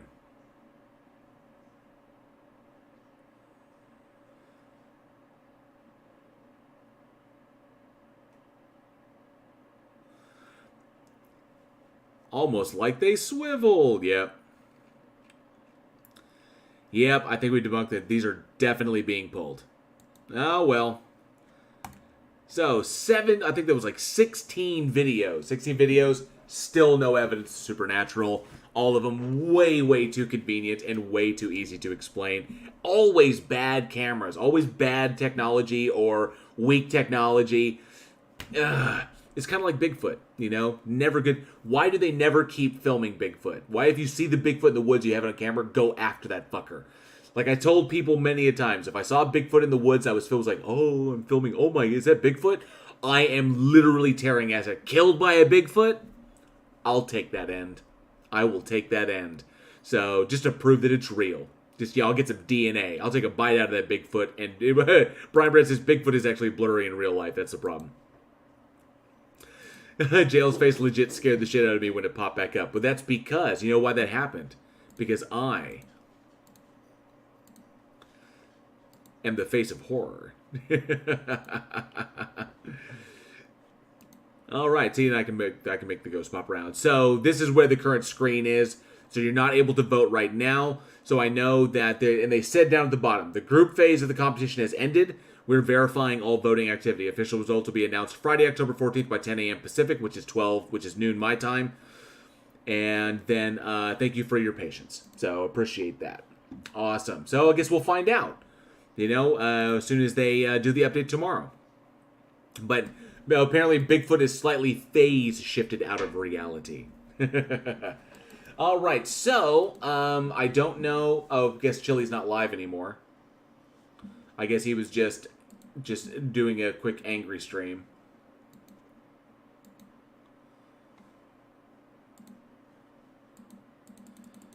My focus, your focus, our focus, the plan. Ego dies hard. Like, this guy is losing it. He is. There it is. Okay. So, always pointing. Oh, he's. God, he's greasy. What the fuck? Gross. Ugh. God, he's gross. That's the first time I was like, oh, he's just like physically disgusting. It's like a physically disgusting human being. Just gross. You know? Oily. Oily is what he looked like. Yeah, that looked very oily. Yeah, yeah. Oh, so Fred Edge says he's off his fucking head. Rosamund says he's still alive. Is he still alive? I didn't see it. Is he still going? Maybe he'll do us all a favor and have a friggin' aneurysm. I don't mean that. That was mean. I shouldn't say that. Now it says it's ended for me. He went for a little over an hour. Yeah, it says it's ended.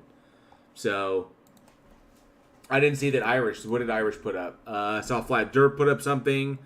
I didn't get a notification. He's Chili wants a demon in the sheets. I saw that from 4 hours ago. But yeah. So oh well. What are you gonna do? But I responded to. I don't know what. He's like he's losing his friggin'. Is he on his other account? Aaron Reese jail gloating about the Face of Horror thing. Hopefully, maybe I will be. So right now, I would throw the keep it in mind. I will be doing these streams again. I will be letting everybody know and notifying everybody when voting goes live again. I guess we're gonna find out tomorrow at noon when they give us the heads up. And remember, tomorrow, if you're not in the Discord, be sure to jump in the Week in Horror Discord if you want to hang out with us. And we're gonna watch Halloween Ends. Yes, that invitation is extended even to you, Johnny O. So we're just gonna have a lot of fun. Arto Rissanen is here. Good to see you. Says hi ho guys and gays. Hope you. So you were still, or he may have meant gals there, but either way. So you were still number one when the voting stopped. I was still number one when the voting stopped. I was. As far as I can tell, I still am. So I guess we're gonna find out tomorrow at noon. Aaron Reese says, "Oh yeah, Jail's the only guy I know with a 10-ton ego and no narcissism." I don't have a 10-ton ego. Maybe 9.5. Yeah, I'm pretty sure that he's done. What's up, plot hole? What you doing? Put a 1 in the chat if you think Chili looked greasy. That cat looked oily. Like moist. Ugh. I normally don't have a problem with words. That cat looked like just damp. and not healthy damp. I'm sorry. Oh, he just looked... Okay, fuck it. You know what? We're here. Let me see here. So he did this. And I'm not going to do this like... let me go ahead and remove this from the studio. And we go and present this. We're here on Bridge of the Divide. And of course... let me see. Rode hard and put away weight. Yes, Charlie Welch. And Henry says that's what it looks like when you mix cocaine and steroids in a wet sack. Oh, I am Legal OKC. Greetings, Oklahoma City. Good to see you. I'm north of Tulsa, as a matter of fact, up here in the big, deep rural area. But good to see you. Thanks so much for hanging out, bud. Appreciate that. The word I was looking for is clammy. He was clammy. Interesting. Let's take a look. Give me 1 second. Let me see here. And let me do this. Let me pop over here. And let's see.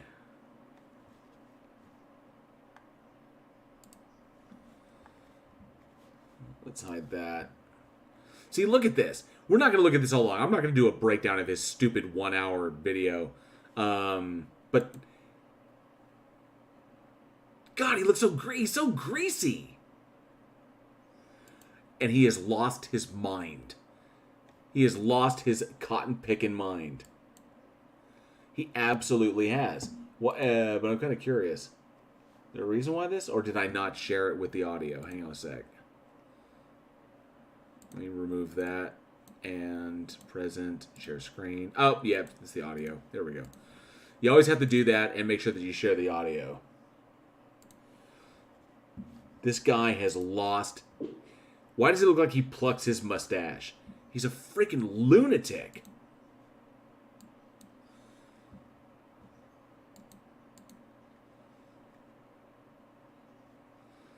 I don't know why there's no audio, but maybe that's a good thing because we don't need to listen to his damn voice.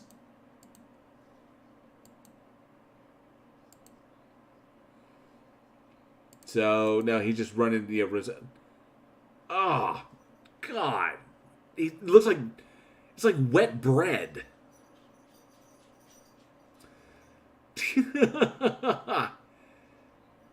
It's like, when he started wearing a gold... Has he started wearing a gold chain? That's a good question, Blue. He gets all up in your face, so it's fucking pissing me off. Yeah, it's like, look at that. He's just... It's like damp bread. It's like if there was a leak in the... If there was like a sprinkler leak in the grocery store, and it somehow got through the plastic wrap. And then it wasn't cleared out, and then it kind of dried a little bit. That's what it looks like. Just damp bread. Damp bread that's kind of dried a little bit. He makes making more sense when you can't hear him. Dude, look at how small his fucking pupils are. This dude is tweaking his ass off. Yeah, he is tweaking his ass off. This is Narcissus right here. He's getting moldy. He does not... This does not look good. This cat looks unhealthy.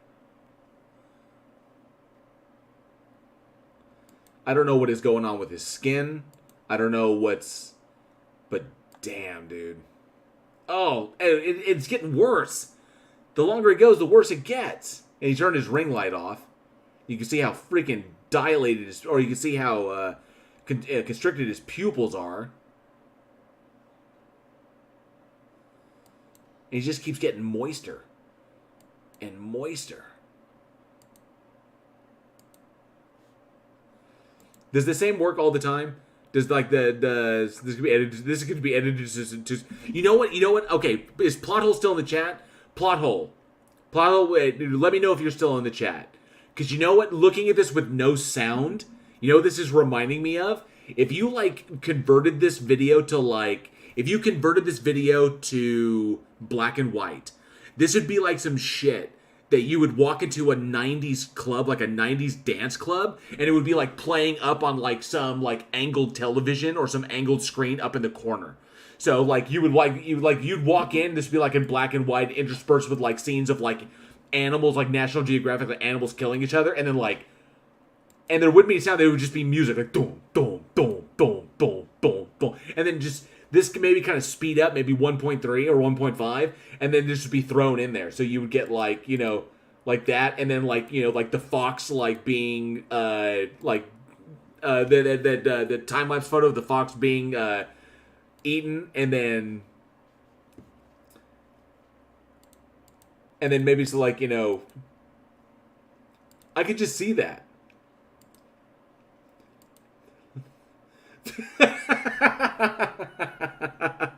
Blue says, sadly, I know exactly what you're talking about. Exactly. See, you can see this, and there's boom, boom, boom, boom, boom.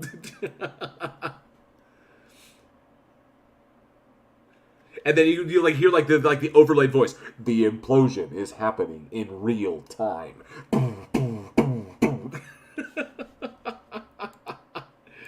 Oh, gross! Oh, at least try to play it off, dude. At least try to play it off. I know that that headphones make your ears itch, but at least try to play it off. Don't be digging in there like you're going for gold. There ain't nothing up there anyway. Oh God, he's like he's like moist bread, you know. Let me see. There's like, okay, let's get that fucking nightmare off my screen. Fuck that noise. So, yeah. Looks like he's been oil wrestling Glenn. I like that Dave's not here. That's funny. Like he was oil wrestling with Glenn. Oh, he's so gross. Like Deadpool says, oh, so gross. So if he's up on Chili's, on his backup channel,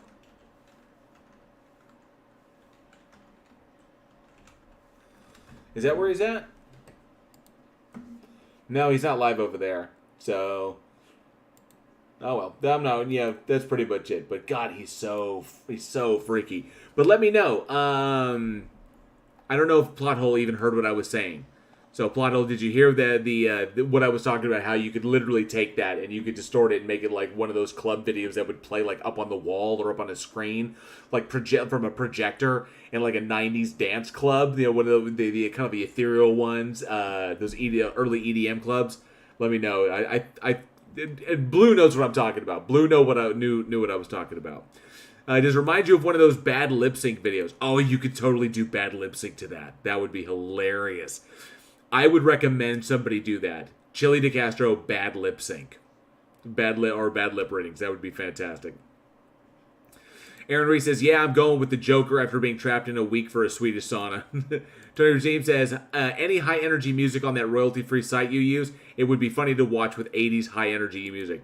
Something with maybe synth or a lot of synth and a lot of bass. Logan Salmon says, yummy earwax. Is he auditioning for Bertie Bott's any flavor? Oh, gross. He's got the meth sweats. I'd rather have that. I've had the meat sweats before, but he's probably got the meth sweats. Mr. For Twitch. Oh, God. Firestarter by Prodigy. He's going live on Chili's Backup in an hour. Fantastic. Yeah, Blue, you and me, right here. We're on point. We absolutely are. He gives you so much content you could bad lip sync with him. So I did. I don't know how many people saw it. I don't know if any of you, like how many of y'all saw it. But I did respond to his voicemail, and because the dude is just like an absolute legal maestro is what he is, and I don't know why. Actually, let's go ahead and close that. Let's do this. I don't know why why the audio didn't come over, which is weird. So it should have. Let me try something else. I want to try this. So, okay, so I got that. If I go to here and I go, oh wait, no. You know what I can do? I can just do this.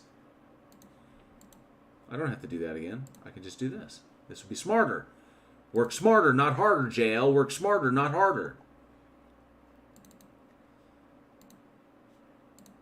So this was literally, and this feels so narcissistic, but for those who didn't happen to see it, and for those who are not aware and just don't really like, this was the response that I did to Chili and his creepy. So it appears that his creepy voicemail. Constitutional law bungler himself left a voicemail for Kate's lawyer in response to a cease and desist that he received on her behalf.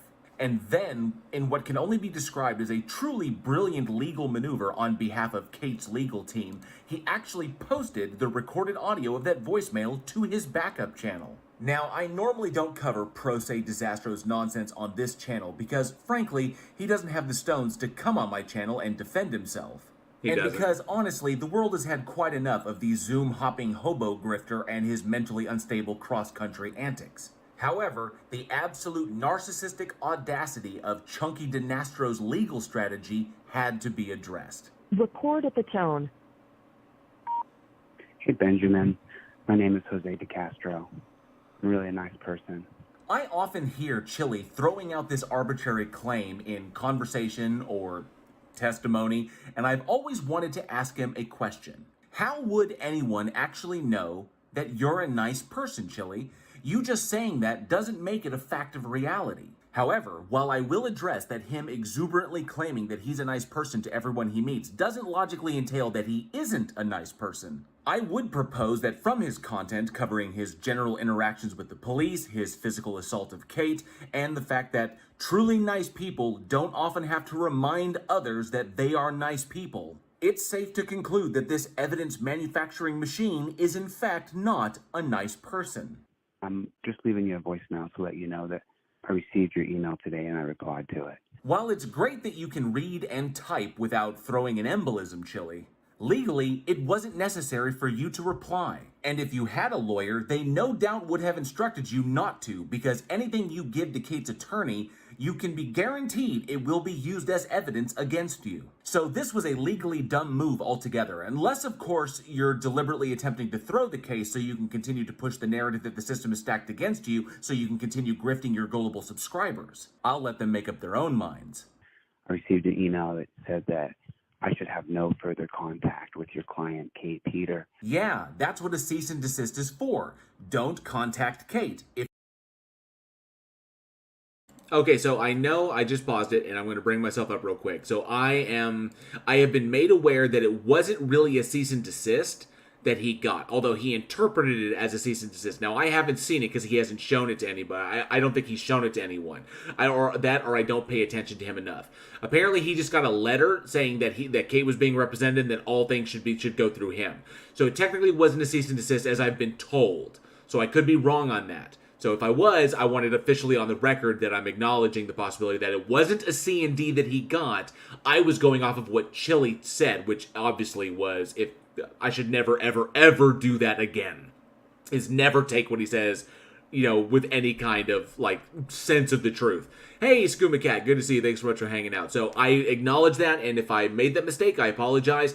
I was simply going off the details that I had. But if I was wrong, which is totally possible, and Chili was just lying his ass off, and he just got a letter saying, hey, make sure all communications go through me instead of going through Kate. So he did show it, and it's a lawyer notification letter. Gotcha. So it was a notification. Thank you, Logan Sandman, who said it was basically them notifying him that Kate had legal representation. And so that's pretty much it. So, is that your real body? It's like your head floating over a green screen. Tiny body wearing a white t-shirt. It could be my crappy 2-inch cell phone. No, I filmed this on my phone, and because I wanted to do it quick, and then I had to, because when I put it into Premiere to edit it, it was definitely not a cease and desist. Thank you, I am Legal OKC. I appreciate that. And I know that I made the mistake. It happens. I was going off bad information. Obviously, I was going off the information from the way Chili presented it, because he presents it in the voicemail like it was a C&D. And obviously, he was wrong. So I don't pay enough attention to the asshole. But if I wanted to make sure I got it on the record that I am aware of that. So. If you do, violating that C&D will be brought against you as evidence in court. See Which it how would it be. Works? Oh, there's more to the video, so I guess you probably don't. Well, I'm just calling to let you know that there's been no cease and desist that has ever been respected. This is why I thought it was a C&D. So. This is because Kate has not actually engaged in any of the behavior that you asked her to cease and desist on. And all of the behavior she actually engaged in is covered by fair use. You should really look that up, Mr. Scholar. The C&D that you got was because you were engaging in behavior that is not protected. Which he's not. He is engaging in behavior that's not protected. So I know that's correct, but he didn't get a C&D. I have sent a cease and desist maybe 5 times. Maybe. I know that he has not done that. He has sent vile, and vulgar emails demanding that she stop doing what she's doing. Which 6 to your client. Was it properly served? Was it actually a C&D? Or was it just an email demanding her to stop because you don't like her coverage of you? Who tonight will queue up another video about me, or one of my friends, or one of my investors, or maybe my ex-girlfriend, or maybe my dog even. She might make a video about my dog. All of which is protected by fair use. I hate to break it to you, Chili, but the First Amendment swings both ways, not just for you whenever you want it to. That's real. And so there will be no cease and desist respected. I will contact Kate Peter anytime I choose. This was your second huge mistake. The first was contacting her attorney in this fashion. This second was even bigger because it could be constituted as a threat, as you don't specify the exact manner in which you would contact Kate. Which means you could potentially contact her by showing up at her place or accosting her in public. And seeing as how Kate's attorney is hired to legally protect her, you can probably bet that her attorney is going to present this as evidence of you posing a direct threat to her. This is what happens when you let your emotions get the best of you. It's also why pro se is so dangerous. Attorneys don't have the prior emotional investment their clients often do. This ensures that legal missteps aren't made due to emotional outbursts. I am in no way a lawyer, and even I can figure that out. You'd figure a law scholar of Chili's asserted caliber would have as well. I have no sort of violent record or any kind of violence in my past. Maybe not, but you have consistently threatened violence on your live streams, all of which have been recorded. You've even expressed a desire for someone to encroach on you so that you'd have the opportunity to inflict violence. You've also stated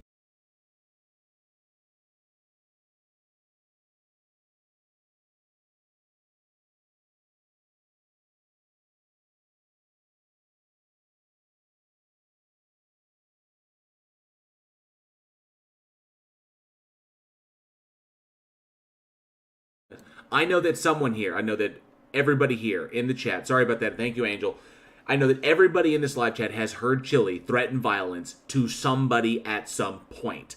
That they've heard them threaten violence against Team, violence against Kate, violence against Josh Abrams, violence against Irish, violence against me, whatever it may be. Violence against perceived stalkers. So I know all of you at one point have heard him do this.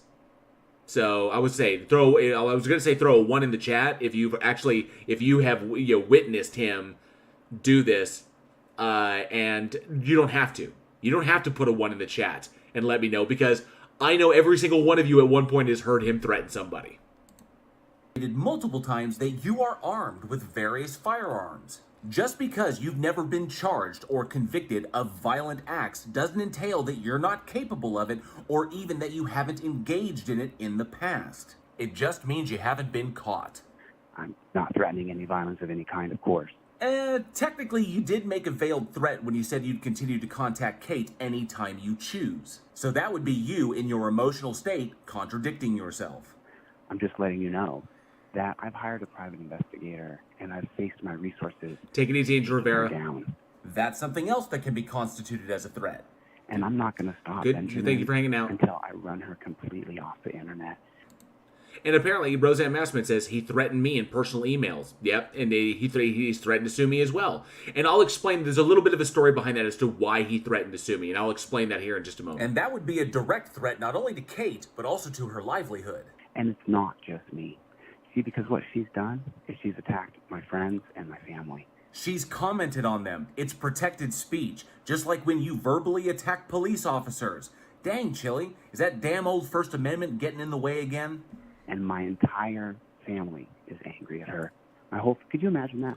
Could you imagine one person making an entire family mad? Yes, because you did that to your own family. The existence of lifetime restraining orders against you is evidence of this. I mean, who the hell gets lifetime restraining orders against them from their own family? Someone whose family truly hates them is who. Could you imagine that? That's what she's done. She's gone out to my friends' houses. She's caused my friends... I'm not going to get into the details of that because that's another lawsuit, Benjamin. What? Hey, Blue Bear, laying down the law with Blue Bears in the chat. Garcia says, are you talking about the little bit Cholito? I am. For those who had not seen it, we're taking a look at my review of his legal blunder when he, the voicemail that he left for Kate's lawyer, and why, and kind of like doing a rundown. So we're taking a look at that for those who hadn't seen it. But good to see you, Blue Bear. Thanks for coming in. Nobody, good to see you. Not late, just hanging out. Just doing a bunch of cool stuff, and reviewed some spooky stuff earlier. News Now Nowhere is here as well. I said he needs professional help. He absolutely does. He is on a downward spiral. You are 100% correct. It's just, not great. Tina Slay is a sweetheart as well. She absolutely is. It's just like the guy is just gross.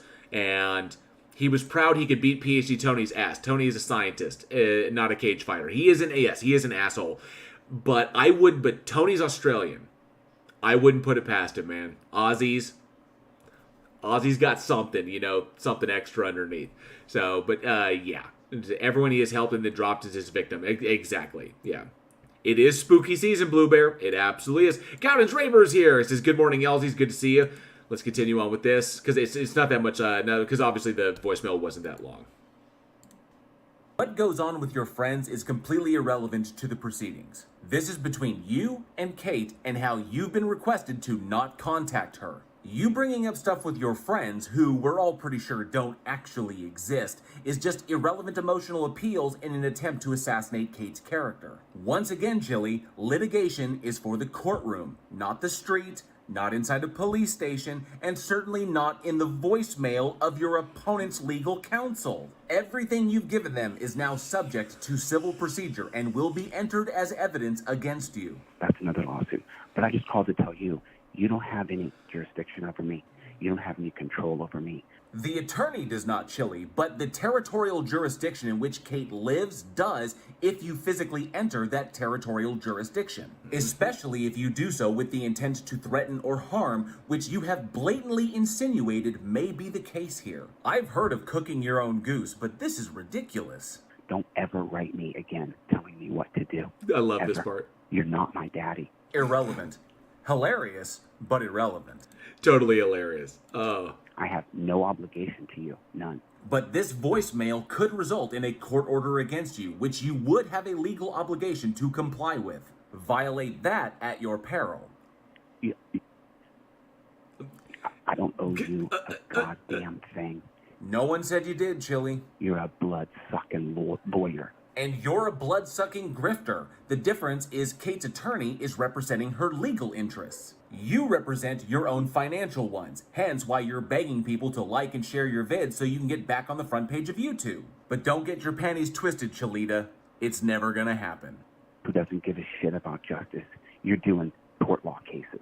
All legal cases are heard in a court. The area of the law is irrelevant. Kate's attorneys represent Kate and Kate's legal interests. Just because you don't like it doesn't make it invalid. And just because you can't afford appropriate legal representation for yourself doesn't mean Kate isn't allowed to procure it for herself.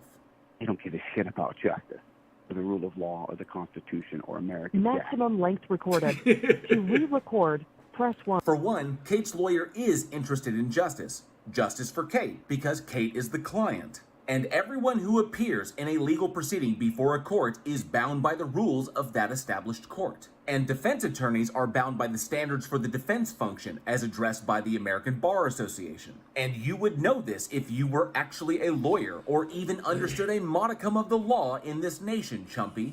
And lastly, I have to address that the voicemail cut you off mid-sentence, implying that you were on nothing more than an emotional rant. All of which will be used against you, as this voicemail is now evidence that can be presented in court for the judge. Once again, Lupe de Fanatico demonstrates unequivocally that he is his own worst enemy when it comes to the understanding and application of the law. That, or all of this, is just his attempt to throw the case in Kate's favor so that he can continue his grift by claiming that the whole system is corrupt and everyone is against him. Well, you'd be right on one thing there, Chilly Willy.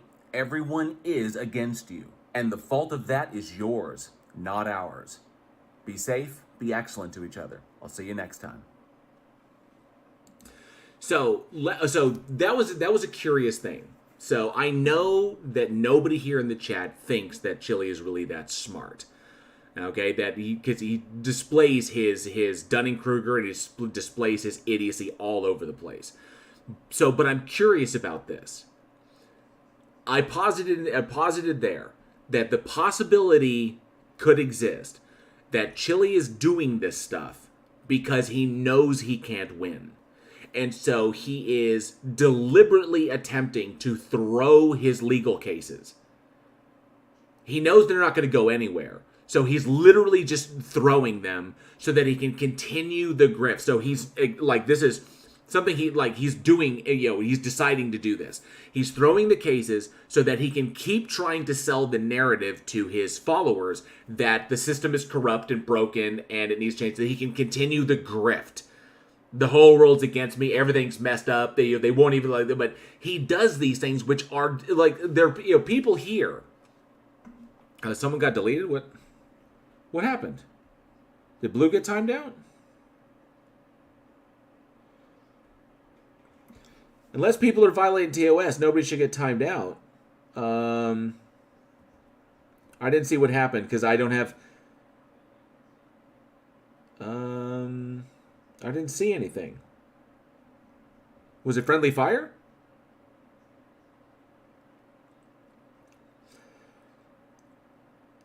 All good, Jay. Okay, cool. Oh, he retracted his message. Gotcha.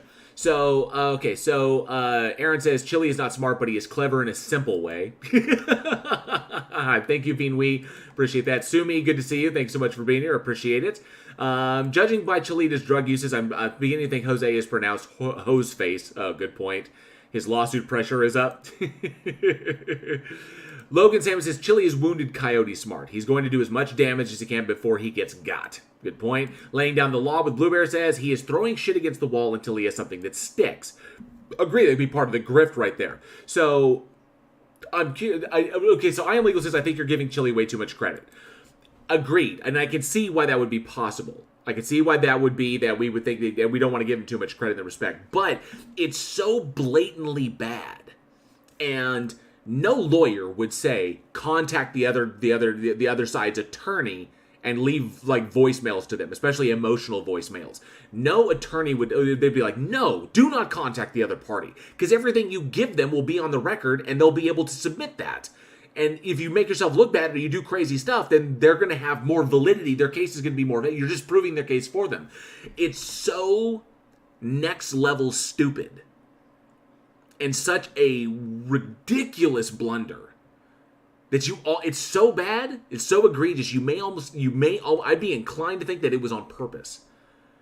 You know, that it was that dumb. Because if he throws it, you know, and even if he puts it on his channel, he knows that his believers won't, he knows that he's probably going to represent himself, he's going to be pro se, and he's trying to contact the attorney. And then he's like laying down the law and being all alpha and shit. That shit doesn't play in a court of law, as is evidence when he appeared and he lost against Kate and Josh when they were together. So he loses all the time, but now it looks like he deliberately threw it, like and then he'll do that and say that so now that he's definitely guaranteed to lose, because now he's left an unstable voicemail on the opposing counsel's phone. Now he's gonna turn around and say, hey, look at this, I can't even do this. They summarily just whatever, and then just like dismiss my case, and I got ruled against, and the system is broken. There's still blah blah blah blah blah, and he'll just be able to repeat the claims that he made the last time he lost. So it's one of the and you're right, OKC, I may be giving him too much credit. He really could be just this dumb, where he thinks that what he did when he left that voicemail was shrewd legal maneuvering. It was shrewd legal maneuvering for Kate's side, because that's exactly the kind of shit you want. You know, you want the opposing people like calling you up and leaving you crazy voicemails so you can say, hey, judge, take a listen to this. And the judge goes, yeah, not good. Emotional growth was halted at a very young age. You could tell he was getting, hey, Blue, good to see you. Thanks so much for being here. You could tell he was getting really, really emotional on the voicemail. Like he lost his train of thought there for a minute, and then just started going with the ad homs and trying to like puff up, and he was trying to peacock into voicemail, which is like fucking weird. AZ Jeep Girl, good to see you. Thanks so much. And thank you so much for the support, AZ. It appears that I am still in first. We will know officially tomorrow at noon Central Time. So just to give you a heads up, just to give you a quick update. If you go back and watch towards the beginning of the stream, everything will be explained there. She says, I am hoping that he is going after the officer in Tempe, Arizona. That means he's coming back to Arizona. I really want to meet him on the street. Make sure you has a really bad track record with women. So make sure you bring friends, okay? Because he may get physical, he may get handsy. Just to give you a heads up, he won't do it with someone who actually challenges him. So he wouldn't do it to Team. He would not do it to Irish. He didn't do it to me unless the police were around, and even then he still wouldn't pull shit. So he is a coward. He's an absolute coward, and so whatever. To explain the Tempe situation, so Cholita threatened to sue me. Thank you so much, Blue. I appreciate that. So Cholita threatened to sue me. So apparently I'm now in the club, and I took a copy of the email. And give me 2 seconds because I sent a copy of it to Irish. Irish never responds to anything. So we're going to bring this up, and I'm going to share. Present I'm going to share this over. So this was the email that was sent to me. You probably saw Irish. Irish brought it up. So, because he looked at it, so it's not interested. So this was in response. I said, hey, do you still want to come on my channel? Because he expressed interest that he wanted to go on a call with me.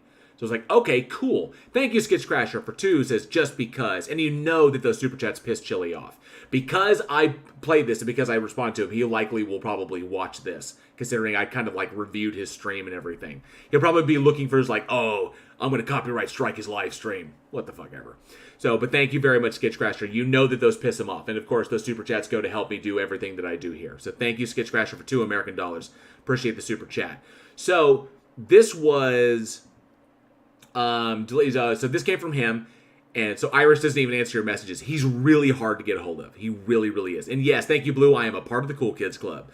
So he says, not interested. We are searching the Tempe database to see if you called the cops on me to file a lawsuit against you. It's all fun, haha, until I sue you. Cease and desist contact. This is not an official cease and desist. This is just him claiming an email that he doesn't want to contact. He doesn't want me to contact him anymore. I have your comments in Discord. Dummy, you used a real name. If we find it, I'll be suing you. I want no further contact with you. Good luck with your life. Goodbye, unless you are served. So, he will not be serving me. I can guarantee you that. And because he has no ground. So what happened was this. I was hanging out in Kate's channel. I was hanging out in there on the Chili Watch while he was live, and this was when he was in Tempe, when he was parked in like I think it was like downtown over off May Street, and he was out front of Sparky's. Okay, and AZG probably knows the Sparky's, that creamery. Oh, thank you, Skitch Crasher. They piss him off. Here's another. Thank you so much, Skitch Crasher. I do appreciate that for $2 American. Thank you for that super chat. And so AZ Jeep Girl, if you're familiar with May Street, he was down off South May Street and he was parked, or he was out by the Sparky's, which I believe is a creamery or out there.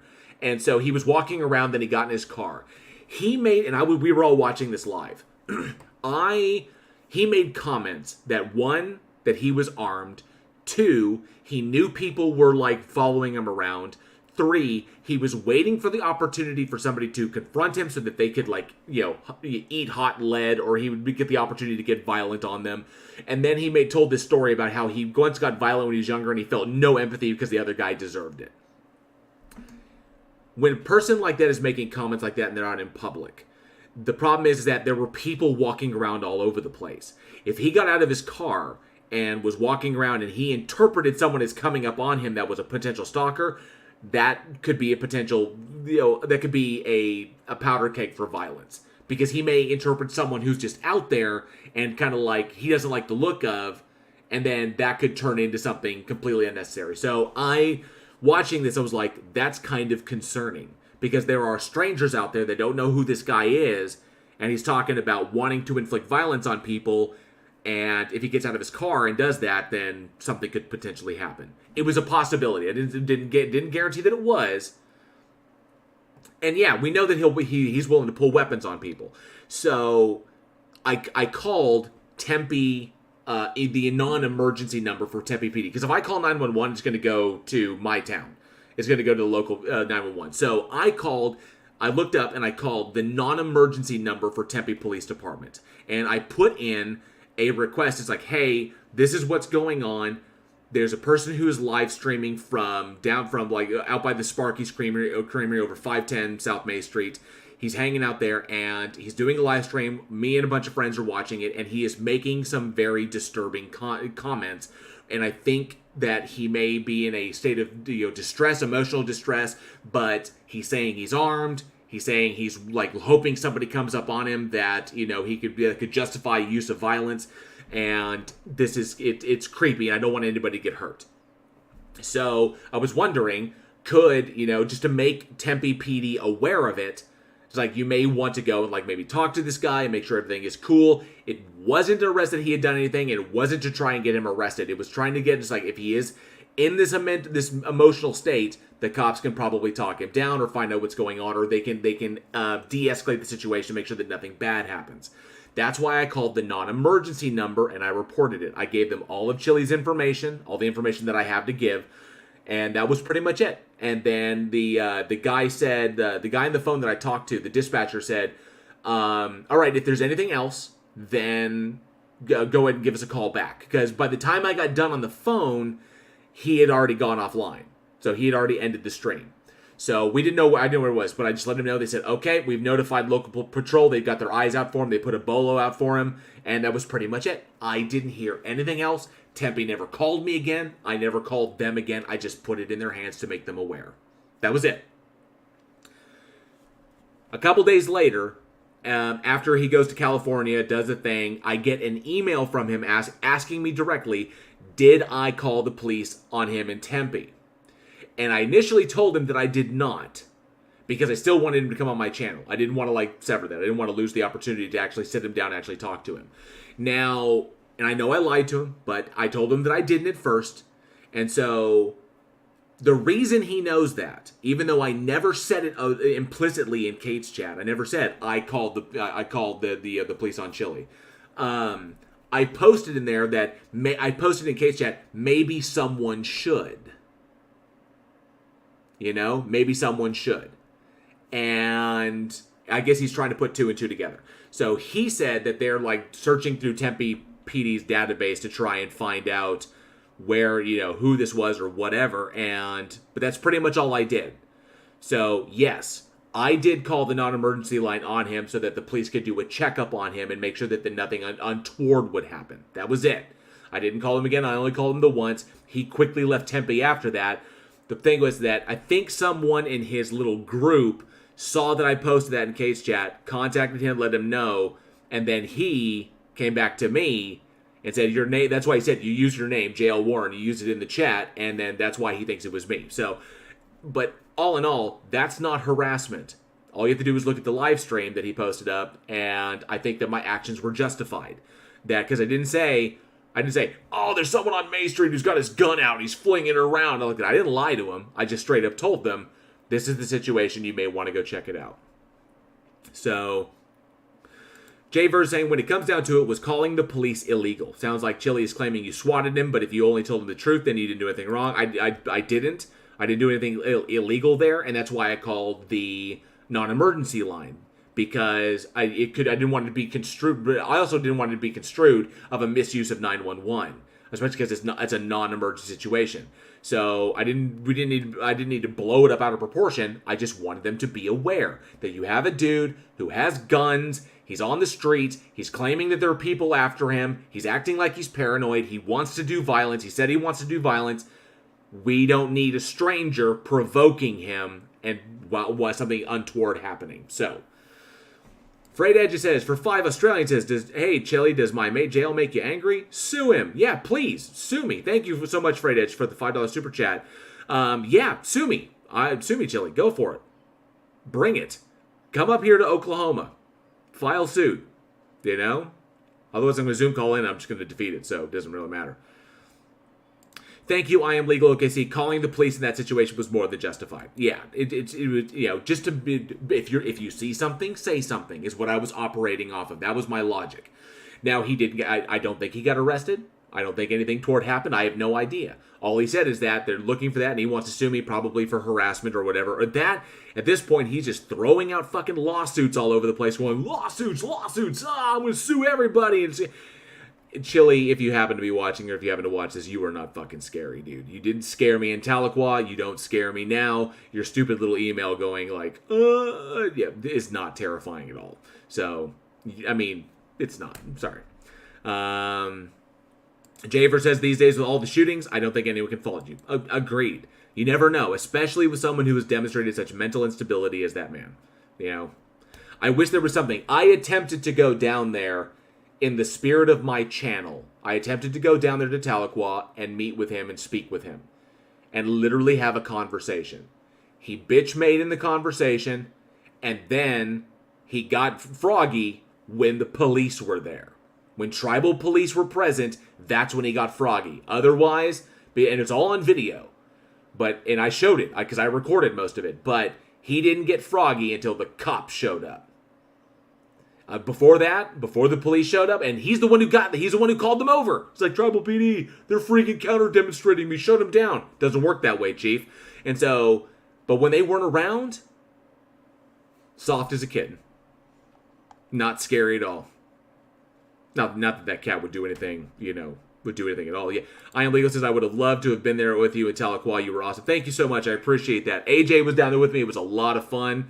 Fred Edges says, look under your chair. You get a lawsuit. You get a lawsuit. Yeah, everyone gets a lawsuit. Yay. We're all in the club. It's so much fun. Oh, man.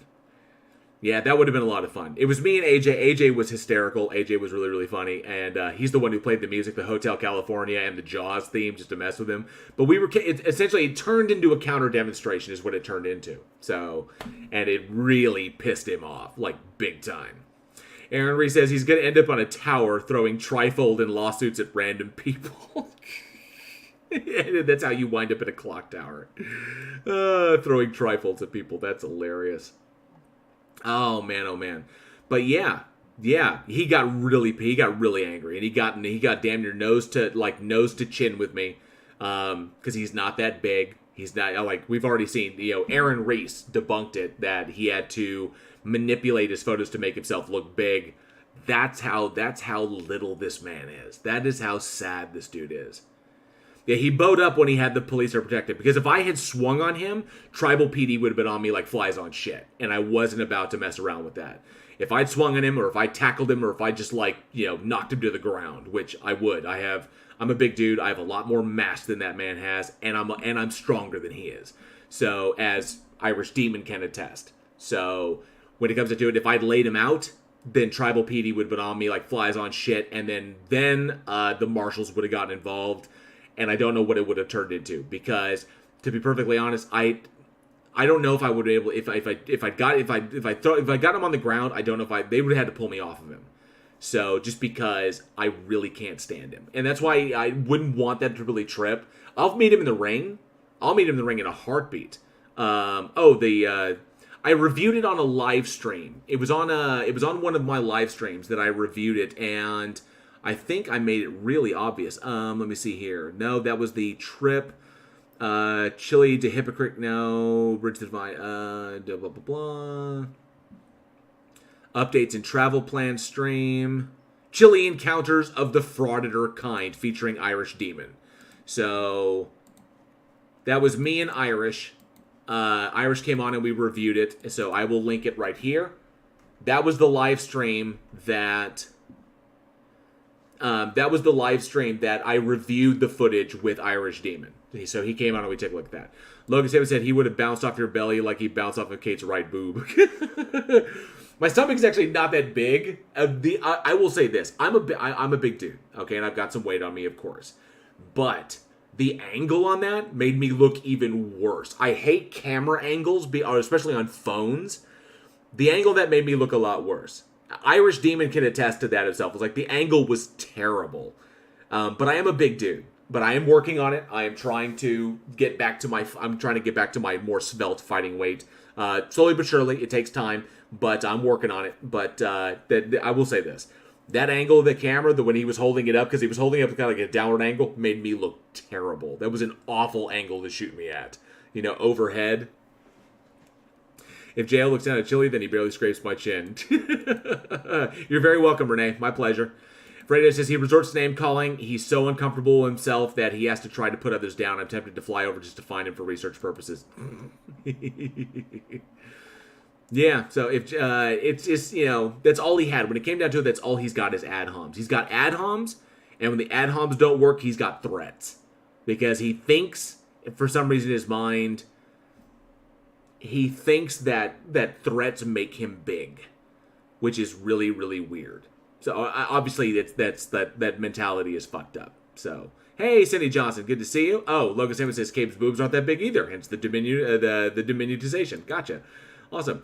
Didn't you wear a Grateful Dead shirt? I wasn't wearing a Grateful Dead shirt. I believe that was AJ was wearing that. I was wearing I think I was wearing like one of my Cthulhu. I think I was wearing my Cthulhu shirt. I can't remember specifically which one, but it was one of my arty horror shirts is what it was. So, don't forget the talking over. He's really good. Oh, yeah. He absolutely is. So, when it comes down to it, I'm not impressed with the dude, and he's not typically what I cover. Like, I don't really cover his content on my channel, and for Although, you know, given how many views and how much stuff it pulls in, you think I probably should. And you think I probably should jump on that. And it looks like he's trying to like really go back to his. He's trying to I think he's trying to like pump up his backup channel because he knows that shit is gonna. He knows like he's probably screwing around so much that his primary channel is gonna get shut down. Let me see something real quick. Okay, that's when he tried to like. Yeah, watch me beat down the beta male trolls. Yeah, that's when he pretty much like yelled at a debate that he had where Team Brainy kicked ass. Kick and PhD Tony all handed him his ass. So Chili will never hurt me. This is very true. It says Aaron Ray says if you hurt his fees, he resorts to areas where he can convince himself he'd win. He doesn't understand the true moral victory. He doesn't at all. He absolutely doesn't. So, all right. Well, we took a look at my video, at my response to his voicemail. I don't know if I'm going to do any content. If he does something egregious, or if he contacts me, and he does actually try to serve me with papers, y'all are going to definitely hear about that shit. If he wants to ingratiate himself into my life, then we're going to go full board. That's full invitation for me to start literally start paying attention to the shit that he does. Yeah, he always goes with a low camera for himself and a high camera for others to look bigger. Yeah, classic camera trickery. So, yeah. So if he wants to try to ingratiate himself into my life, then he's going to get my full attention, and we're going to start taking a look at it. Otherwise, the concept of my channel is Bridge the Divide. And and everybody here knows that he has just glommed onto that. Ever since I said my channel name is Bridge the Divide, he has glommed onto that, and he's used that to try and... Okay, Chili Oprah is on Week in Horror Discount now, too. I don't know, not sure what that means.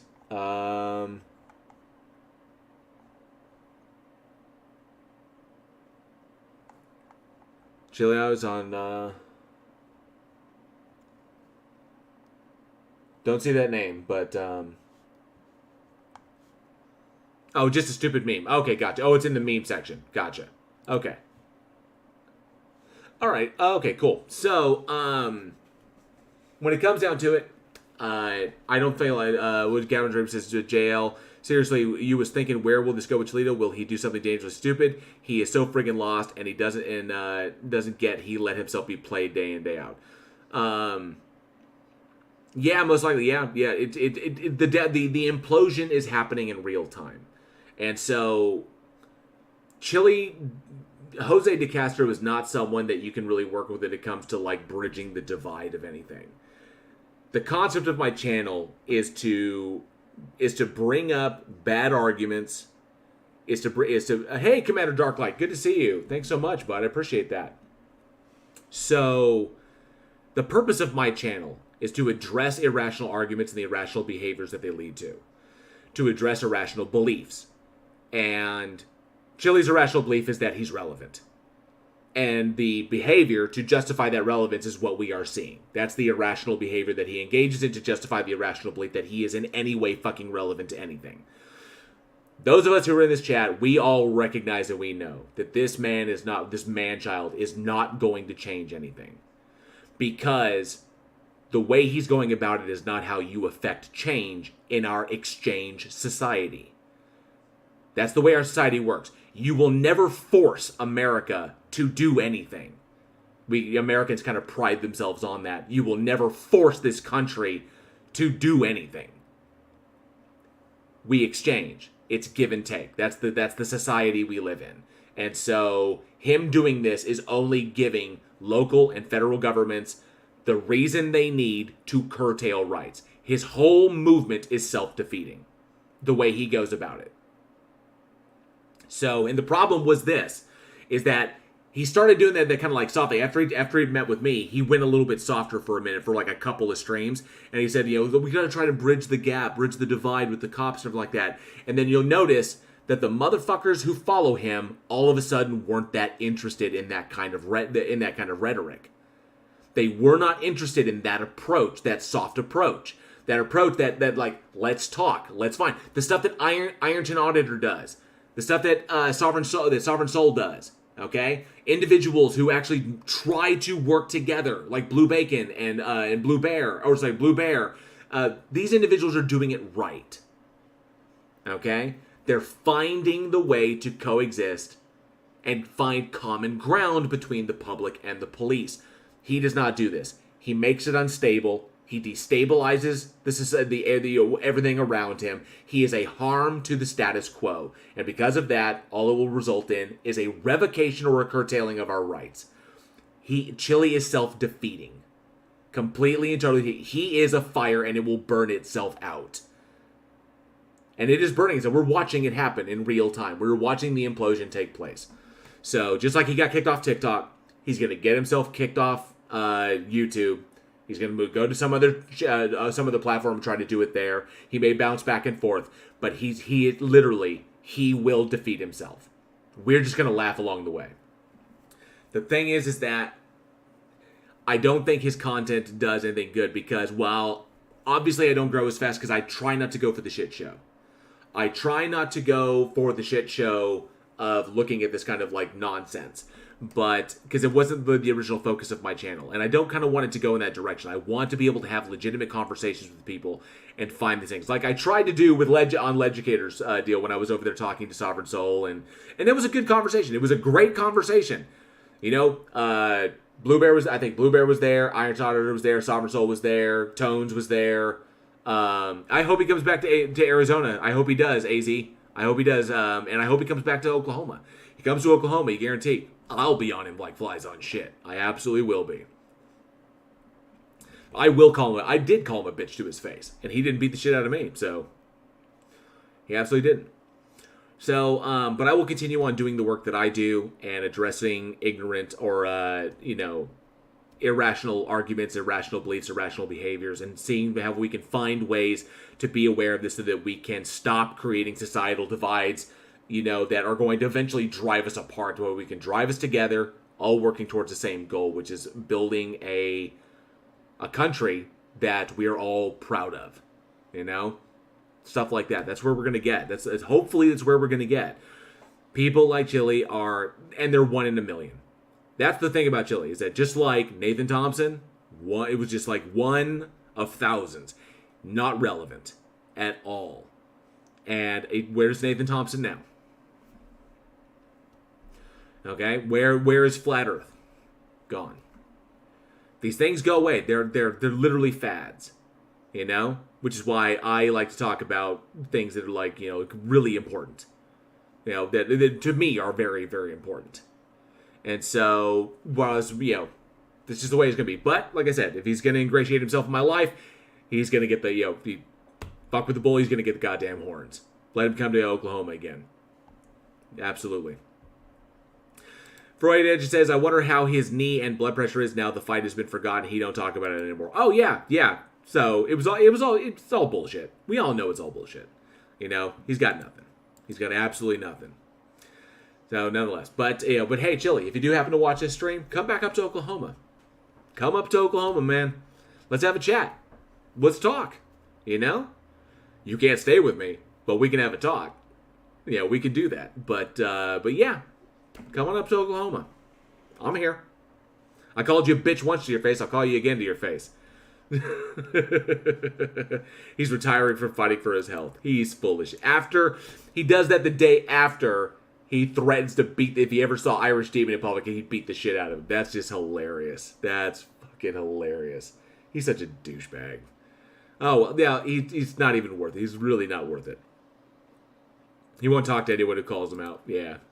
Like I said, he's a chump. He's a chump. It doesn't do anyone any good. All right. So, we had some spooky times. We did some Face of Horror updates. And, of course, it's getting a little bit late. So, it's a little bit before midnight. We've been going for about 2.5 hours now. I think this is a perfect time to call it. And, obviously, we'll pick this back up when we find out. And I'll make the big announcement. I'll put it up on the channel, let everybody know where I'm at, and let them know what the official announcement was at noon tomorrow when we find out. I'll likely will get a text message, and the website will update. So we'll figure all that stuff out. So look for those updates soon. Also, tomorrow, if you're hanging out in the Discord over at Week in Horror, link is in the description.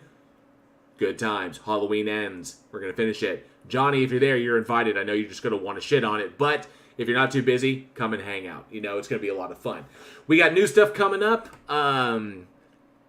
We got new stuff coming up on Bridge the Divide. I got more content coming up. I hope you enjoyed the recent stuff, the look at what's going on in Texas, and of course debunking, the quick debunk of a Hovind idiot. And I got more stuff coming up as well. So all cool stuff coming there. And of course, Week in Horror, the podcast. Link is in the description. If you don't follow us there, check that out. Where me and my filmmaker friends deep dive horror films every single week. The horror films that came out that week in horror history. It's been an awesome day. This has been a really cool day. I got to hang out at Cheshire Vic's channel and talk, Halloween, talk horror, all things horror. Got to do this tonight with Face of Horror. God, I fucking love this genre. And so this is just good. It's just been a great day today. So thanks to all of you and all of y'all's support, all of your votes, and all of you spreading the word about trying to help me win this thing. So I couldn't do it without all of you. It's, literally contingent. My win is contingent on y'all. So I love y'all for that. Thank you all so very, very much. So until then, look for new stuff coming up. Look for the announcements, and I hope to see all of you in the Discord tomorrow. Look for the announcements. I'll put them up there on the announcements page. I am Legal OKC. You can hit me up at bridgethedivide2022@gmail.com if you need to. It's on my YouTube channel. Just go to the About. My email address is listed there. You can grab it there as well in the About section on my page. So thank you all so very, very much, man. This has been an absolute blast. I love hanging out with y'all. The Discord link. I will give you the Discord link right now. It's in the description, but I'll give it to you now here as well. Let me just go ahead and do this. Copy that. And bam, bam. Boo, bam. Boo, bam. All right, so thank you all so much for hanging out. Thank you to everybody who hung out tonight. Thank you to all of the channel members, all the members of the Godless Army. Thank you all so much. I always love seeing y'all in the chat, and thank you to the mods for for keeping things held down. If you want to be a member of the channel, a member of the Godless Army, and support the channel, it's 99 cents a month. It's never going to go up. I'm pretty much going to stay the same. And of course, the link is down there in the description. You get access to all the cool emojis that I make for you, and of course, the channel badge, which is the expanding mind. The more you stay with me, the longer you're with my channel, the more your mind expands. Yeah, it's a bad joke. So, but thank you all so much for all the channel members. Yeah. Oh, hey Blue, good to have you. And thank you all so much for the super chats and the super stickers. Y'all's support really goes a long way to help me continue to do this. I love you all so very, very much. It's been an absolute blast. Smash that like button, smash the subscribe button, all that cool, shilly stuff. I think it's been enough shilling tonight. Good night, everybody. And as always, before I do that, let me make sure that I have this, because I don't want to screw it up. I have to make sure that I'm prepped. That's not the right folder. This is the right folder. I'm literally stalling. There's not much that I can do. Boom, boom, boom. We're going to do that. We're going to remove that. Thank you all so very, very much for hanging out. It's been an absolute blast. All my love. And as always, be safe. Be excellent to each other. And together, we can bridge the divide.